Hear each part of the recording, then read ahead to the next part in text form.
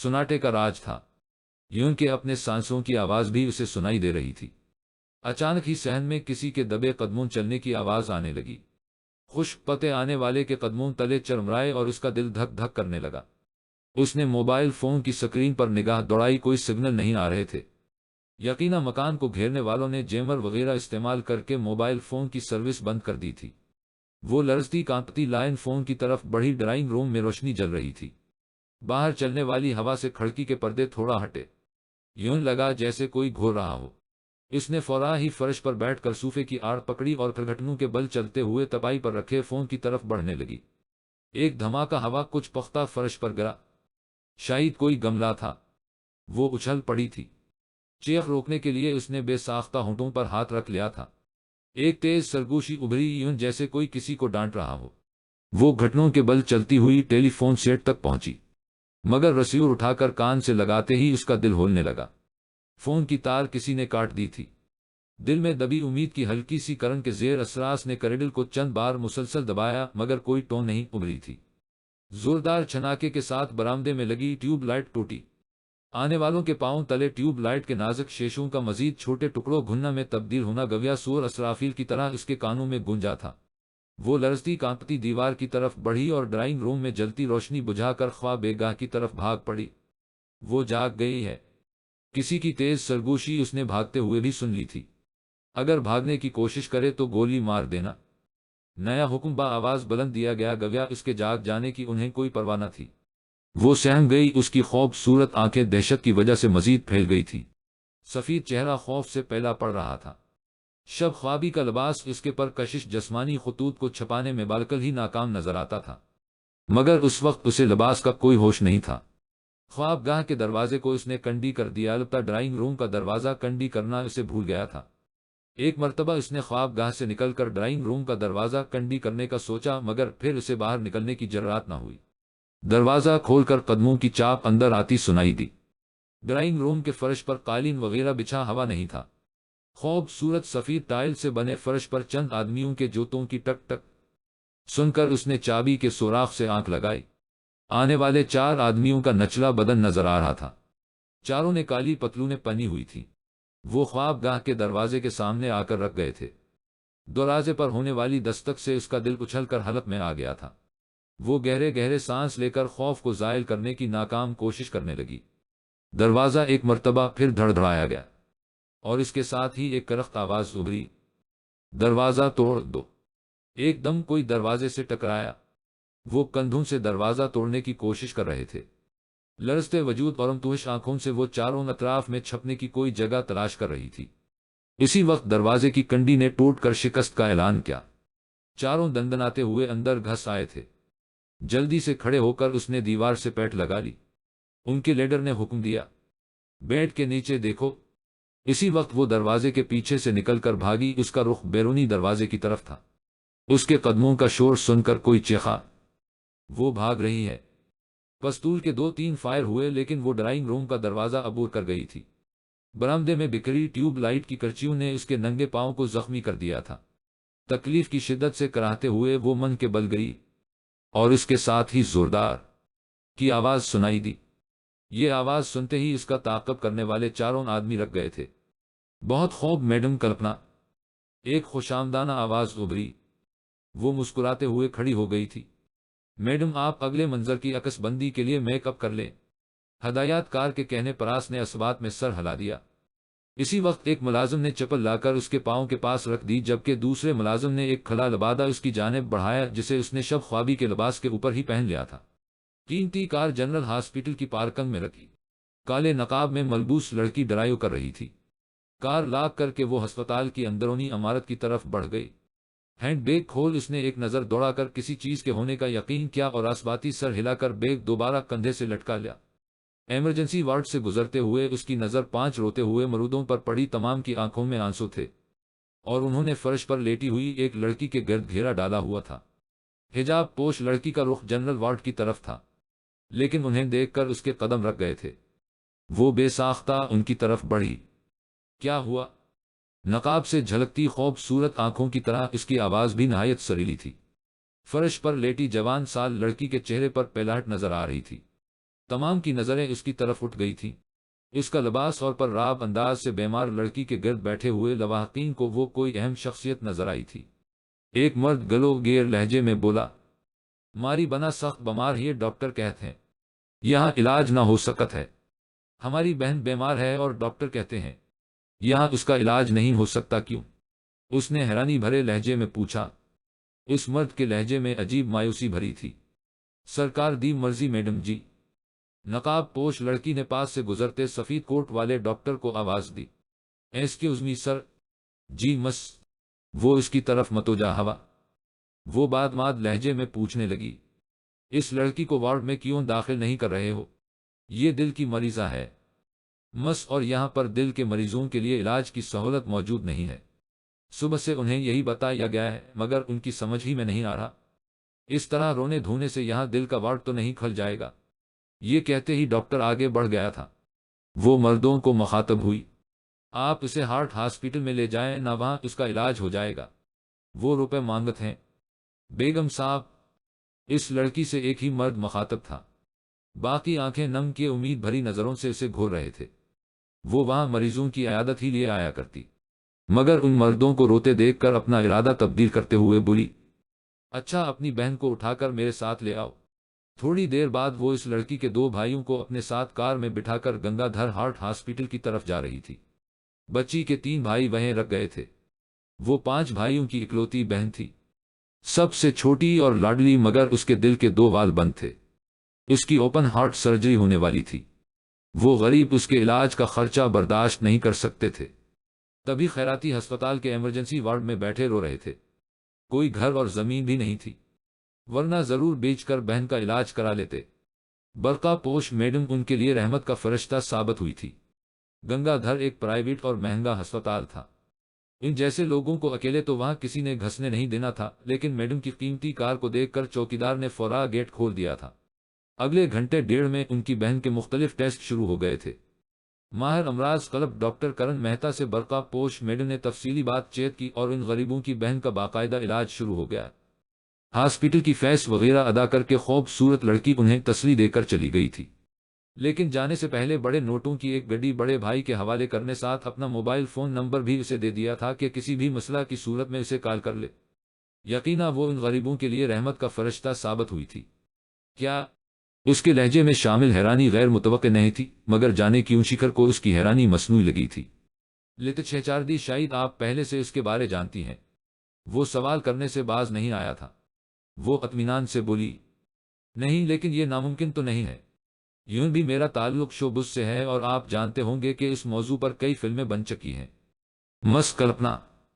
यकीना आप हकीकत और फिल्म के फर्क से अच्छी तरह आगाह हूं। कल्पना ने कहा, अच्छी तरह, लेकिन फिल्में हकीकी जिंदगी से मुतासर होकर ही बनाई जाती हैं। और फिर चौंकते हुए पूछा, वैसे आपको ये क्यों कर लगा कि मैं पहले से उसके बारे जानती हूं? मेरा ख्याल था। ये बात सुनकर आप हैरत से उछल पड़ेगी। शेखर साहब, जीवन के इतने रंग देख चुकी हूं कि हैरान होना भूल गया है। इसी वक्त दरवाजा खोलकर साथ अंदर दाखिल हवा। वो एक खूबसूरत जवान था, दराज कामत और कसरती बदन का मालिक। इसे भी फिल्मों में काम करने की ऑफर हुई थी, मगर अदकारी उसके बस से बाहर थी। उसे दिल में छपे जज्बात छपाना आता ही नहीं था। ये काम नामुमकिन देखते हुए उसने ऑफर ठकरा दी थी। शेखर ने कहा, आउसाद साहब, मैं मैडम को इत्तला देने आया था कि सीट पर उनका इंतजार हो रहा है। साद का लहजा मोदबाना होने के बावजूद अपनी हैसियत का एहसास लिए हुए था। हाँ चलो। कल्पना ने नशस्त छोड़ दी। मस कल्पना, फिर क्या ख्याल है? उसे जाने पर आमादा देखकर शेखर ने जल्दी से पूछा, कैसा ख्याल? कल्पना के लहजे में हैरानी थी। अगर सानिया और आपकी मुलाकात कराई जाए। सानिया इस लड़की का नाम था जो कल्पना की हम शक्ल थी। शेखर साहब, हम शक्ल होने का ये मतलब नहीं कि वो मेरे बराबर हो गई है। मैं बॉलीवुड की नंबर 1 हीरोइन हूं और वो कल ही एक स्टेज शो में सामने आई है। मेरा उसका क्या जोड़? आप तो खफा होने लगे। शेखर खफत से मुस्कुरा दिया, मगर कल्पना उसकी बात का जवाब दिए बगैर बाहर निकल गई। आपकी हम शक्ल का काफी चर्चा हो रहा है, साद ने मुस्कुराते हुए कहा था। गैलरी में लोगों की आमद और रफत जारी थी। कल्पना मुंह बनाते हुए बोली, बकौल शेखर मेरी हम शक्ल है। کل سٹیج شو میں اپنے فن کا مظاہرہ کیا ہے؟ سعد نے کہا، میں نے بھی یہی سنا ہے۔ شاید تھوڑی بہت مشابہت ہوگی جسے یار لوگ بڑھا چڑھا کر بیان کرتے ہیں۔ کلپنا نے منہ بنایا، کیا کہہ سکتی ہوں، میں نے دیکھی تھوڑی ہے۔ سعد نے کہا، اگر اجازت ہو تو آج اس کے شو کی 2 ٹکٹ منگوا لیتا ہوں۔ ایک لوکل تھیٹر میں ہونے والے ڈرامے کے درمیانی وقفے میں پرفارم کرتی ہے، کہا جا رہا ہے۔ بہت اچھی رقاصہ ہے، منگوا لینا۔ اس نے گویا توہن و کرہن اجازت دی تھی۔ سعد کے انداز سے واضح نظر آ رہا تھا کہ اس کا کلپنا سے ملازم ہونے کے علاوہ بھی کچھ تعلق تھا، بلکہ اس بارے بھی فلم انڈسٹری میں کافی چاہ میگویاں ہو رہی تھی۔ مگر شوبز سے منسلک لڑکیوں کے لیے یہ باتیں روزمرہ کا حصہ ہوتی ہیں، اس لیے کلپنا نے اس بارے کبھی سر درد نہیں لیا تھا۔ وہ باتیں کرتے ہوئے سیٹ پر پہنچ گئے تھے، وہاں بھی یہی موضوع عین چھڑا ہوا تھا۔ کلپنا کو دیکھتے ہی تمام خاموش ہو گئے تھے۔ کلپنا نے لبادہ اتار الف نیچے اس نے رانوں تک آتا ہو الف سکرٹ پہن رکھا تھا۔ شیکھر کے پاس بیٹھ کر وہ سیٹ تیار ہونے کا انتظار کر رہی تھی۔ فلم کا ہیرو بالکل نیا تھا، اس لیے وہ کلپنا سے پہلے وہاں موجود تھا۔ ڈانس ماسٹر کلپنا کو ڈانس کے سیٹ اپ بتانے لگا۔ منظر ایک بڑے ہال کا تھا جس میں ہزاروں ناظرین کے سامنے ہیرو ہیروئن ڈانس کرنے والے تھے۔ یوں بھی کلپنا ایک منجھی ہوئی رقاصہ تھی۔ چونکہ تمام گانا اسی سٹیج پر فلمایا جانا تھا اور ہیرو ہیروئن نے لباس بھی تبدیل نہیں کرنا تھا، اس لیے چند گھنٹوں میں گانے کی عکس بندی کر لی گئی۔ سب سے بڑا مسئلہ ہیرو کے ساتھ پیش آ رہا تھا جو کلپنا جیسی منجھی ہوئی رقاصہ کا ساتھ نہیں دے پا رہا تھا۔ اسی کی وجہ سے منظر بار بار ری ٹیک ہو جاتا۔ اس کارروائی میں 3 گھنٹے لگ گئے تھے۔ کلپنا نے وہاں سے میک اپ روم کا رخ کیا کیونکہ اسے ایک اور منظر کی عکس بندی کے لیے تیار ہونا تھا جو دوسری فلم کا تھا۔ میک اپ روم میں وہ ایک کاغذ پر لکھے اگلے منظر کے مکالمے دہراتی رہی۔ گھنٹے بعد وہ میک اپ روم سے نکلی تو سرخ رنگ کے غرارے میں ملبوس دلہن کے گہرے میک اپ میں تھی۔ سعد اس کا منتظر تھا۔ وہ اس کی مائیت میں سیٹ پر پہنچی۔ اس مرتبہ ایک مندر کا منظر تھا جہاں اس کی شادی کا منظر فلمایا جا رہا تھا۔ فلم کا ڈائریکٹر کافی دیر سے اس کا منتظر تھا۔ فلم میں جلوہ گر ہونے والا ہیرو بھی اس کا ہم اثر ہی تھا۔ وہ ہیرو کے ساتھ مل کر آگ کے گرد چکر کاٹنے لگی۔ پروہت اونچی آواز میں اشلوک پڑھ رہا تھا۔ وہ 5 پھیرے ہی لگا پائے تھے کہ اچانک وہاں ولن کی آمد ہوئی۔ وہ اپنے چمچوں کے ساتھ قہقہے لگاتا ہوا وارد ہوا اور ہیروئن کے باپ کو للکارتا ہوا بولا، شنکر داس کہا تھا نہ رسونتی کی شادی صرف رگھو ہی سے ہوگی۔ کٹ کی آواز آئی اور ولن ہدایت کار کی طرف دیکھنے لگا۔ منوہر اپنی آواز میں راب داب لاؤ یار کیا بکری کی طرح میں کر رہے ہو۔ منوہر ولن کا اصل نام تھا۔ منظر دوبارہ شروع ہوا اور 2-3 بار ری ٹیک ہونے کے بعد منوہر صحیح انداز میں فقرہ کہہ پایا تھا اور کٹ کی آواز کے بغیر وہ منظر جاری رہا۔ لڑکی کے باپ شنکر داس نے ہاتھ باندھ کر کہا، میں بنتی کرتا ہوں رگھو اس شادی کو برباد نہ کرو۔ بکواس بند کرو بڈھے، تم نے رگھو کی دھمکی کو مذاق سمجھا تھا، لے اب نتیجہ بھگت۔ یہ کہتے ہی اس نے اپنے آدمیوں کو اشارہ کیا اور وہ مسلسل فائرنگ کرنے لگے۔ دلہن کے سوا تمام خون سے لال ہو گئے تھے۔ دلہا بھی چھاتی میں گولیوں کا برسٹ کھا کر پیٹ کے بل گرا ہوا تھا۔ رگھو کے اشارے پر اس کے ایک غنڈے نے چیختی چلاتی ہیروئن کو زبردستی کندھے پر اٹھا لیا۔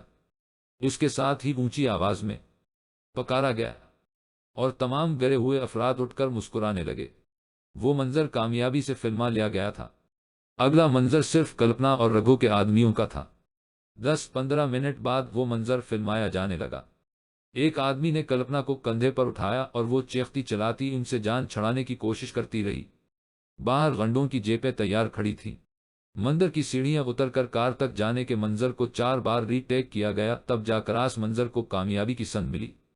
کلپنا سخت تھک گئی تھی مگر اس کا کام ابھی تک ختم نہیں ہوا تھا۔ ایک دوسرے اسٹوڈیو میں جا کر اس نے ایک اور فلم کی شوٹنگ میں حصہ لینا تھا۔ میک اپ روم میں جا کر اس نے سعد سے لباس تبدیل کیا۔ اس دوران سعد اس کے لیے کار لگو چکا تھا۔ وہ سعد کے ساتھ اب بھی نشست پر بیٹھ گئی۔ ڈرائیور کے ہمراہ ایک ہتھیار بردار شخص بھی بیٹھا تھا۔ کلپنا کے بیٹھتے ہی ڈرائیور نے کالے شیشوں والی کار آگے بڑھا دی۔ یہ لیں میڈم۔ سعد نے پیک شدہ برگر اس کی جانب بڑھایا۔ مسلسل شوٹنگ میں مصروف ہونے کے باعث اسے دن کا کھانا یوں ہی چلتے پھرتے ہی کھانا پڑتا تھا۔ کار کے آگے بڑھتے ہی کلپنا کے موبائل فون پر کسی کی کال آنے لگی۔ سعد نے سکرین پر نظر دوڑا کر موبائل فون اس کی جانب بڑھا دیا۔ سکرین پر موہن لکھا ہوا نظر آ رہا تھا۔ یہ پہلے بھی کال کر چکا ہے۔ اس وقت آپ شوٹنگ میں مصروف تھی۔ दांतों से काटे बर्गर का टुकड़ा नगलते हुए उसने मोबाइल फोन कान से लगा लिया। अरे मैडम, आपने मसरूफियत में हम गरीबों को भला ही दिया है। स्पीकर से उभरती हुई इस्तेज़ाई आवाज जाहिर कर ही थी कि कॉल करने वाले के नजदीक कल्पना की हैसियत आम आदमी से बढ़कर नहीं थी।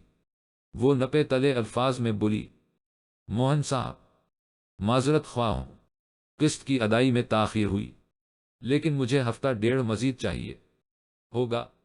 अब यूं तो ना कहें मैडम, यकीना आप हमें सख्ती पर मजबूर कर रही हैं। मोहन के लहजे में शामिल धमकी नहायत वाज़ह थी।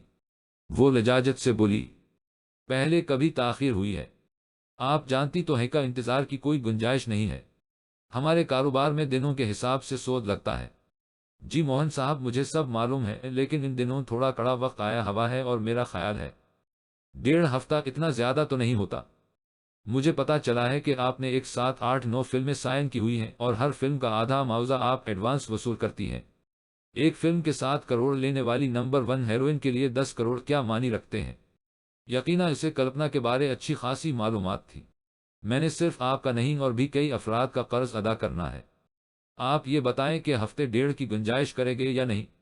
मोहन शैतानी अंदाज में बोला, ठीक है, लेकिन इसके लिए आपको 1-2 रात का इनाम मेरी झोली में डालना होगा। कल्पना के चेहरे पर गस्सा नमूदार हवा, मगर जब बोली तो ये गस्सा उसके लहजे से गायब था। मोहन साहब, माजरत साथ कहूंगी कि मैं ऐसी वैसी लड़की नहीं हूं।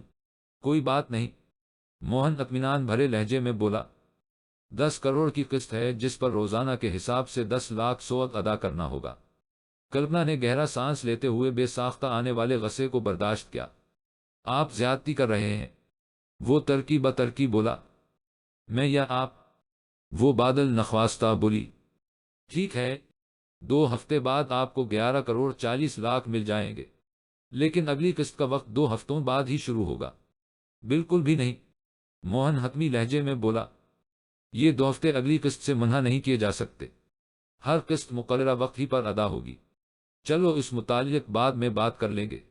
वो स्टूडियो के गेट में दाखिल हो रहे थे, इसलिए कल्पना ने उस मसले को वक्ती तौर पर टाल दिया था और मोहन ने मजीद कुछ कहे राबता मुनक़ता कर दिया। ड्राइवर कार पार्किंग की तरफ ले गया। साथ कल्पना को मखातब हवा, मैडम, इस डांसर के शो की 2 टिकट मंगवा लिए हैं। ऊपर नीचे सर हिलाती वो कार से बाहर निकली। अधखाया बर्गर उसने वहीं सीट ही पर छोड़ दिया था। शूटिंग 8:30 बजे के करीब खत्म हुई थी। वो सख्त थक चुकी थी। एक साथ 9-10 फिल्मों में काम करना इतना आसान भी नहीं था। घर वापस जाते हुए वो साद को बोली, शायद मैं शो देखने न जा सकूं, खाना खाकर आराम करूंगी। तुम अकेले ही चले जाना, हो सके तो कोई वीडियो वगैरह बनाकर ले आना, देखकर मैं अपनी हम शक्ल का दीदार कर लूंगी। साद ने इसकी मालूमात में इजाफा करते हुए कहा, आज सहपहर की खबरों में 2-3 टीवी चैनल्स पर आपकी हम शक्ल के डांस की झलक दिखाई गई है। मैंने पहली बार इसे देखा है। हो बहो आपकी कार्बन कॉपी लगती है। कल्पना मुस्कुराई। मेरी हम शक्ल होने का इसे इतना फायदा तो मिलना चाहिए कि खबरों में दिखाई जाए। चौकीदार ने कल्पना की कार को पहचानते ही दरवाजा खोल दिया था। कार के रखते ही वो नीचे उतरी। साद उसके साथ ही चल पड़ा था। ड्राइंग रूम से गुजरकर ख्वाबगाह की तरफ बढ़ते हुए साद ने कहा, मनोहर प्रोडक्शन, गंगा जी एंटरटेनमेंट और स्काई लाइन पिक्चर्स की तरफ से फिल्मों की ऑफर हुई है। अगले हफ्ते में 1-2 रोज के फर्क के साथ 3 फिल्मों का मुहूर्त है। वो बगैर सोचे इत्मीनान से बोली, 3 फिल्में साइन कर लो। साद मातरस हवा, यूं ही कहानी पढ़े बगैर। कल सकरपट मंगवा कर देख लो। अगर सेक्स वगैरह के मनाजर की ज्यादा डिमांड हो तो मुआवजा बढ़ा देना। मनाजर पर एतराज न करना और एडवांस के लिए 60 के बजाय 70% पर जोर देना। आपका शेड्यूल पहले ही बहुत सख्त है। मजीद 3 फिल्मों की गुंजाइश निकालना बहुत दुश्वार होगा। वो ख्वाबगाह में दाखिल हो चुके थे। साद के लहजे में भी किसी मुलाजिम के बजाय चाहने वाले किसी फिक्र छपी थी। वो एक मुड़ते हुए उसकी बानों में झूल गई। क्या करूं सादी, आखिर माजी की गलतियों को भी सुधारना होगा। उसके चेहरे पर मुलायमत से हाथ फेरते हुए वो फिक्रमंदी से बोला, चांद सा चेहरा मुसलसल काम करने से मरझा गया है। तुम वक्त पर खाती पीती भी नहीं हो, आखिर कब तक यूं ही चलता रहेगा? उसने साद के कशादा सीने में मन छपाते हुए कहा, सादी, बहुत थक चुकी हूं, आराम करना चाहती हूं। तुम्हारे साथ बहुत सारा वक्त गुजारना चाहती हूं, लेकिन हालात जरा सी भी इजाजत नहीं दे रहे। सब ठीक हो जाएगा मेरी जान, मेरे बस में हो तो तुम्हारी तकलीफें लेकर अपनी जिंदगी की सारी खुशियां, सुकून और आराम तुम्हारा मुक़द्दर कर दूं। کاش میں کہہ سکتی کہ مجھے یہاں سے بہت دور لے جاؤ، ایسی جگہ جہاں بس تم اور صرف تم ہی مجھے نظر آؤ۔ بالی ووڈ کی صف اول کی اداکارہ کے لہجے میں چھپی کسی دیہاتی عورت کی روح بول رہی تھی۔ اسکرین پر اس کے حسن کے جلوے دیکھ کر لاکھوں کروڑوں دل حسرت بھرے ٹھنڈے سانس لے کر رہ جاتے، انہیں معلوم نہیں تھا۔ ہنستی مسکراتی شوق و چنچل اداکارہ کن الجھنوں اور بکھیڑوں کی دلدل میں گردن گردن دھنسی تھی۔ سعد نے فورا شکوے کے انداز میں کہا، ایسا تو میں کئی بار کہہ چکا ہوں، مگر نہ تو تم اسلام قبول کرنا چاہتی ہو اور نہ میرے ساتھ بھاگنا چاہتی ہو۔ وہ روحانسی ہو کر بولی، سعدی تم جانتے تو ہو کہ موہن داس کے ہاتھ کتنے لمبے ہیں، وہ دنیا کے کسی کونے میں ہمارا پیچھا نہیں چھوڑے گا۔ باقی مجھے اسلام قبول کرنے میں کوئی مسئلہ نہیں ہے، مگر ہندو شدت پسند تنظیمیں میرا جینا حرام کر دے گی۔ دیویا بھارتی نے بھی تو اسلام قبول کرنے کی غلطی کی تھی، دیکھا کیا سلوک ہوا تھا بیچاری کے ساتھ۔ پہلے ہی اتنی بکیروں میں پڑی ہوں، ایک نیا محاذ کھڑا ہو جائے گا۔ اچھا کھانا کھا کر آرام کرو، میں چلتا ہوں۔ سعد کے پاس اس کی بات کو کوئی جواب نہیں تھا۔ اس کی دونوں آنکھوں اور ماتھے پر باری باری مہر محبت ثبت کرتا ہوا وہ باہر نکل گیا۔ وہ بس تمنا ہی کر سکتا تھا کہ کلپنا بلکہ ان دونوں پر آیا کڑا وقت ٹل جائے۔ گنیش جی ڈرامہ کمپنی کے تھیٹر ہال میں تل دھرنے کو جگہ نہیں تھی، شاید پورا ممبئی شہر ہی امٹ آیا تھا، اور اس کی وجہ گنیش جی پروڈکشن کا مزاحیہ ڈرامہ نہیں، ڈرامے کے انٹرول میں دکھایا جانے والا رقص تھا۔ مست گانوں کی دھن پر تھرکنے والی ثانیہ جمیل نہ صرف انڈین انڈسٹری کی نمبر 1 ہیروئن کلپنا اگنی ہوتری کی ہم شکل تھی، بلکہ اس کی طرح ماہر رقاصہ بھی تھی۔ کافی لوگ تو اسے کلپنا سے بھی اچھی رقاصہ مان رہے تھے۔ البتہ اس سے بات چیت کرنے والوں کا کہنا تھا کہ بول چالام میں ثانیہ جمیل مار گئی تھی، کیونکہ اس کا لہجہ بالکل گنواروں کا سا تھا۔ انگلش تو چھوڑو، وہ صحیح طریقے سے ہندی بھی نہیں بول سکتی تھی۔ وہ ایک دم ہی نمودار ہوئی تھی اور گزشتہ ایک ہفتے سے یہاں پرفارم کر رہی تھی۔ چھوٹے موٹے فلم سازوں کی طرف سے دوسرے ہی دن اسے فلم کی آفر ہو گئی تھی، لیکن اس کے دو مسٹنڈے اور بداخلاق بھائیوں نے وہ آفر فلم سازوں کے من پر دے ماری تھی۔ وہ اپنی بہن کو فلمی دنیا سے دور ہی رکھنا چاہتے تھے۔ شروع کے 2 دنوں میں انہوں نے نہایت معمولی معاوضے پر تھیٹر کمپنی کے ساتھ دونوں کا معاہدہ دستخط کیا تھا۔ گنیش جی ڈرامہ کمپنی کا مالک سندر چاولہ ثانیہ کی کلپنا سے مشابہت کی وجہ سے راضی ہوا تھا۔ پہلے دن تو ان کا شو عام روزمرہ کی طرح ہی چلا تھا، البتہ اگلے دن دوپہر تک ہی سارے ٹکٹ نکل گئے تھے۔ ثانیہ کی عوام میں پذیرائی کو دیکھتے ہی اس نے معاہدے میں توسیع کی غرض سے ثانیہ کے بھائی سراج اور امان سے بات کی، مگر دونوں نے انکار میں سر ہلا دیا۔ ان کا تعلق خانہ بدوش قبیلے سے تھا اور تینوں بہن بھائی مادری زبان میں بات کرتے تھے۔ وہ خانہ بدوش تھے، تہذیب و تمدن ان میں نام کو بھی نہیں تھا۔ سراج نے کہا، لالا جیتے ان پرانے معاوضہ نون تے بھول ہی جاؤ۔ آپ پرانے معاوضے کو تو بھول ہی جائیں۔ تھیٹر کمپنی کا مالک سندر چاولہ حاتم تائی کی قبر پر لات مارتے ہوئے بولا، اس میں اڑی کرنے کی کیا ضرورت، آپ 1.5 گنا لے لینا۔ دونوں بھائیوں نے بلند بانگ قہقہہ لگایا۔ سراج بولا، اڑی اس تو 10 گنا معاوضہ تے دوسری تھیٹر کمپنی دے رہی ہے۔ ارے اس سے 10 گنا معاوضہ تو ایک دوسری کمپنی دے رہی ہے۔ سندر چاولہ نے غصے سے کہا، تمہارا دماغ ٹھیک ہے؟ تم چلتے پھرتے نظر آؤ، ہمیں اور بھی کئی کام کرنے ہیں۔ امان مادری زبان ہی میں بات کر رہا تھا۔ سندر چاولہ کی سمجھ میں فورا ہی آ گیا تھا کہ وہاں اس کی دال گلنے والی نہیں تھی۔ یقینا دونوں بھائیوں کو کوئی بالم ہستی پٹی پڑھا چکی تھی۔ کلپنا جیسی نمبر 1 ہیروئن کی ہم شکل چند ہزار پر رقص کے جلوے نہیں بکھیر سکتی تھی۔ اس نے فورا ہی لہجہ تبدیل کیا، آپ لوگ تو ناراض ہی ہونے لگے ہیں، ابھی تک ہماری بات مکمل نہیں ہوئی، ہمارا وقت بہت قیمتی ہے۔ جناب اگر آدھے گھنٹے کی پرفارمنس کے 2 لاکھ دے سکتے ہو تو ٹھیک ہے، ورنہ خدا حافظ۔ مگر یہ تو بہت زیادہ معاوضہ ہے۔ سندر چاولہ ہکلا گیا تھا۔ سراج اطمینان بھرے لہجے میں بولا، ہمیں ایک اور کمپنی کا مالک اتنی ہی آفر کر چکا ہے، دیکھیں 2 لاکھ بہت زیادہ ہیں۔ ایسا کرتے ہیں، آدھے گھنٹے کے آپ کا 1 لاکھ دے دیا کروں گا، اس سے زیادہ معاوضہ دینا میرے بس سے باہر ہے۔ اچانک سراج کے موبائل فون کی گھنٹی بجی۔ کال وصول کرتے ہوئے اس نے موبائل فون کان سے لگایا۔ ہیلو، دوسری طرف کی بات سن کر اس نے کہا، ہاں جی میں سراج جمیل بول رہا ہوں، ثانیہ میری چھوٹی بہن ہے۔ چند لمحے دوسرے کی باتیں سننے کے بعد اس نے کہا، سندر صاحب کو معاہدہ ختم ہونے کا بتا کر میں آپ کو مطلع کرتا ہوں۔ رابطہ منقطع کر کے وہ امان کی طرف متوجہ ہوا۔ ممبئی فن سیوک ڈرامہ کمپنی کا مالک پرتاپ سنگھ بات کر رہا تھا۔ آدھے گھنٹے کا 2.5 لاکھ بتا رہا ہے۔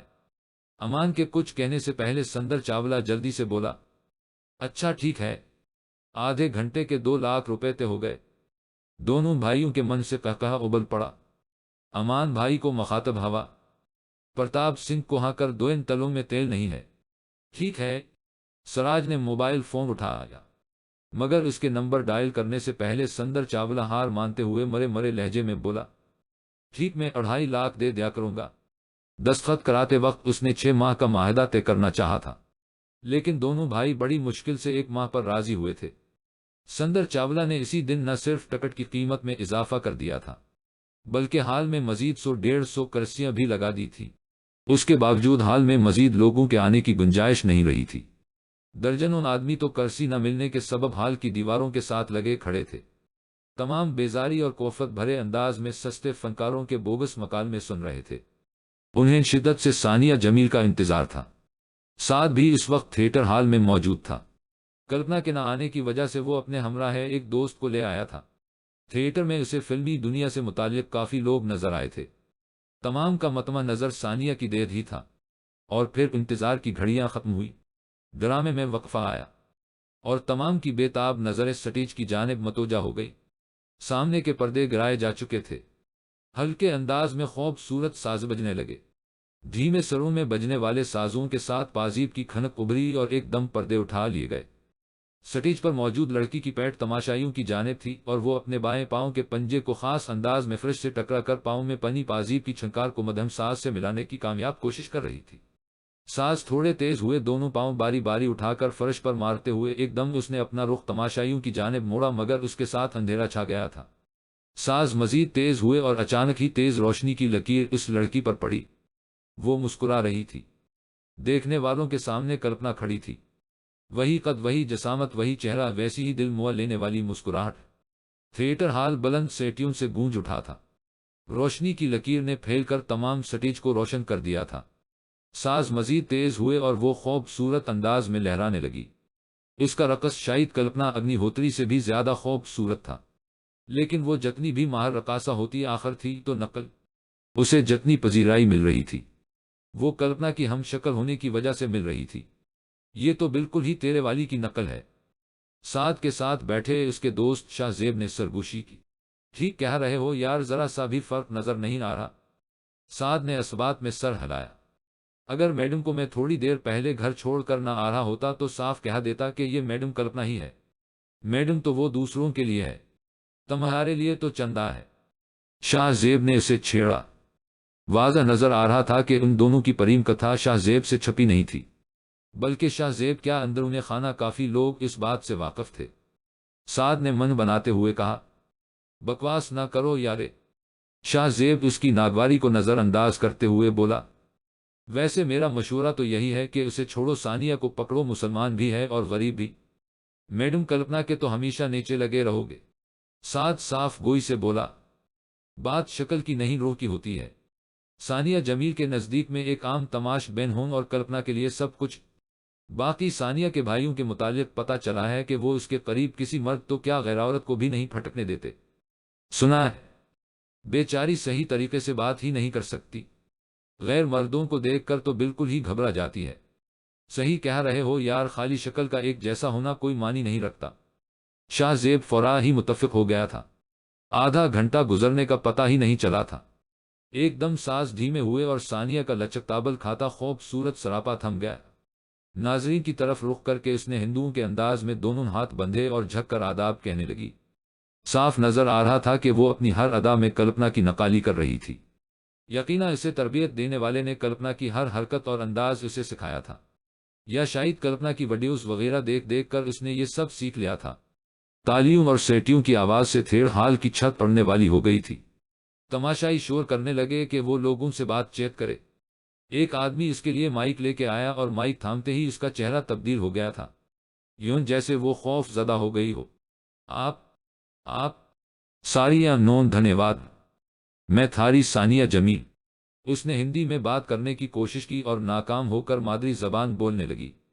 مادری زبان میں بات کرتے ہوئے بھی اس کی زبان لڑکھڑا رہی تھی۔ مختصر فقرہ کہہ کر وہ پیچھے کو چل دی۔ ہائے قربان، کہاں جا رہی ہو جانے من، افف تیری ادائیں۔ اور نہ جانے کیا کیا بکواس کرنے پر شروع تھے۔ اس کے غائب ہوتے ہی ڈرامے کا بقیہ حصہ شروع ہوا، مگر تماشائیوں کی بڑی تعداد ہال سے نکلنا شروع ہو گئی تھی۔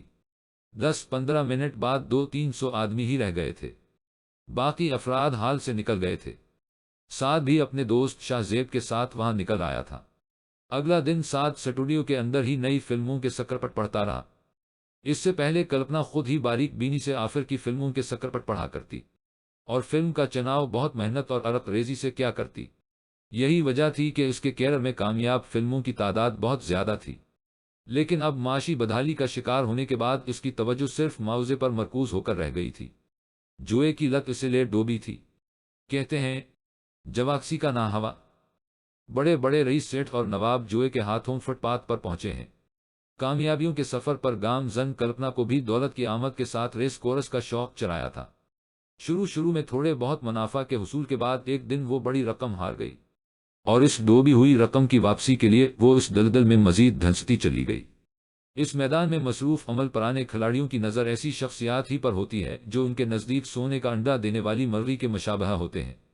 اس لیے جو ہی خطیر رقم ہرانے کے بعد رقم کی واپسی کے لیے بڑا داؤ لگانا چاہا تو قرض دینے والوں نے بغیر کسی ہچکچاہٹ یا تردد کے اس کے سامنے ایک بڑی رقم پھینک دی۔ جب تک وہ کچھ سوچنے کے قابل ہوتی وہ گردن سے اوپر تک قرض کی دلدل میں ڈوب چکی تھی، اور قرض دینے والے ایسے لوگ تھے جو پیسوں کی واپسی کے طریقہ کار سے خوب واقف تھے۔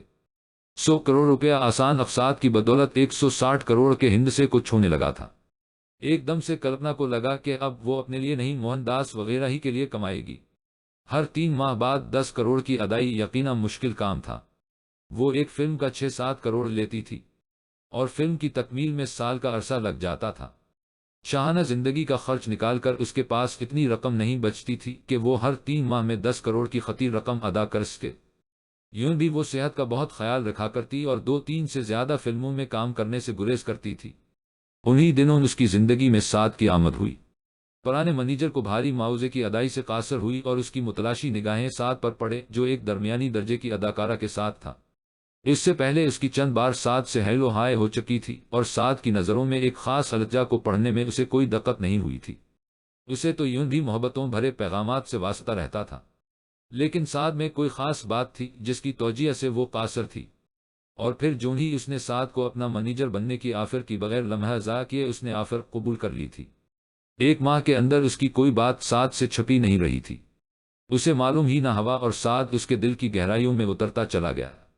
اس کے ساتھ ہی سعد نے اس کے سارے کاموں کو یوں سنبھال لیا کہ وہ بہت ساری فکروں سے آزاد ہو گئی تھی۔ معاشی بحران کی وجہ سے وہ بہت زیادہ شراب نوشی کرنے لگی تھی۔ سعد کی بدولت وہ آہستہ آہستہ شراب سے دور ہٹتی گئی۔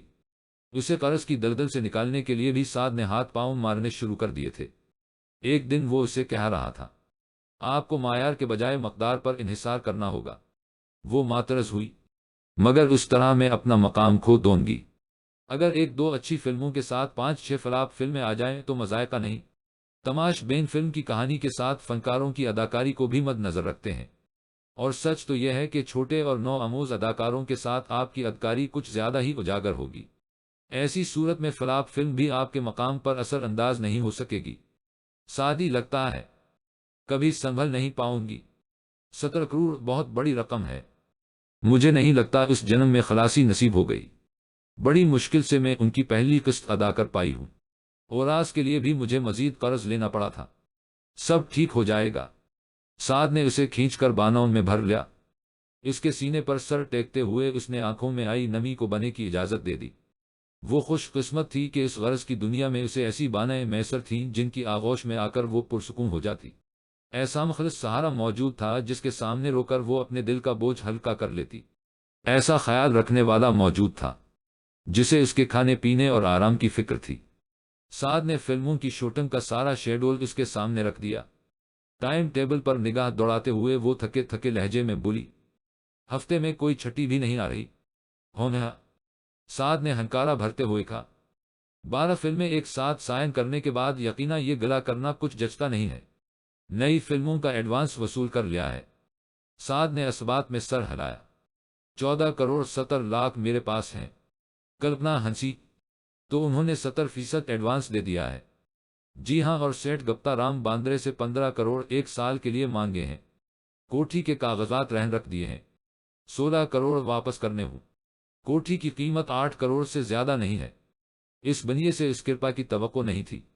1 ہفتے بعد اس کے بیٹے کی شادی ہے۔ محفل موسیقی کے دوران چند گانوں پر آپ کو رقص کرنا ہوگا۔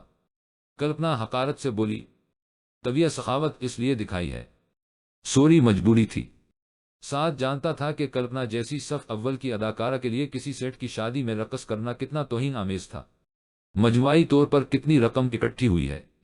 کلپنا نے اس کی معذرت پر کوئی ردعمل ظاہر نہیں کیا تھا۔ سعد نے کہا، 23 کروڑ سے کچھ اوپر ہی ہے۔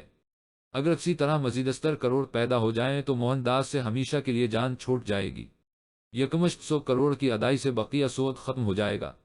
سعد دھیمے لہجے میں بولا، میرے گھر کا 2 کروڑ مل رہا ہے، فائدہ نظر نہیں آ رہا۔ کلپنا نے نفی میں سر ہلایا۔ تمہارے زیورات؟ کلپنا نے مایوسی سے کہا، 3-4 کروڑ سے زیادہ کے نہیں ہیں۔ میری سمجھ میں یہ نہیں آ رہا کہ ایک قرض چکانے کے لیے تم مزید قرض کیوں لے رہی ہو، آخر دوسروں کو بھی تو قرض واپس کرنا ہوگا۔ سعدی موہن داس نے 100 کروڑ پر 4 سال کی مہلت دے کر 60% منافع وصول کر رہا ہے، اور یہ مہلت بھی ایسی ہے کہ ہر 3 ماہ بعد 10 کروڑ ادا کرنے ہوں، جبکہ سیٹھ گپتا رام باندرے نے 15 کروڑ پر 1 سال کے لیے صرف 7% منافع طلب کیا ہے، اور رقم کی واپسی بھی 1 سال بعد ہونا ہے۔ اور جانتے ہو موہن داس نے کیا دھمکی دی ہے؟ کہ اگر میں نے مقررہ عرصے کے اندر مطلوبہ رقم واپس نہ کی تو مجھے سال بھر ان کے لیے کام کرنا پڑے گا۔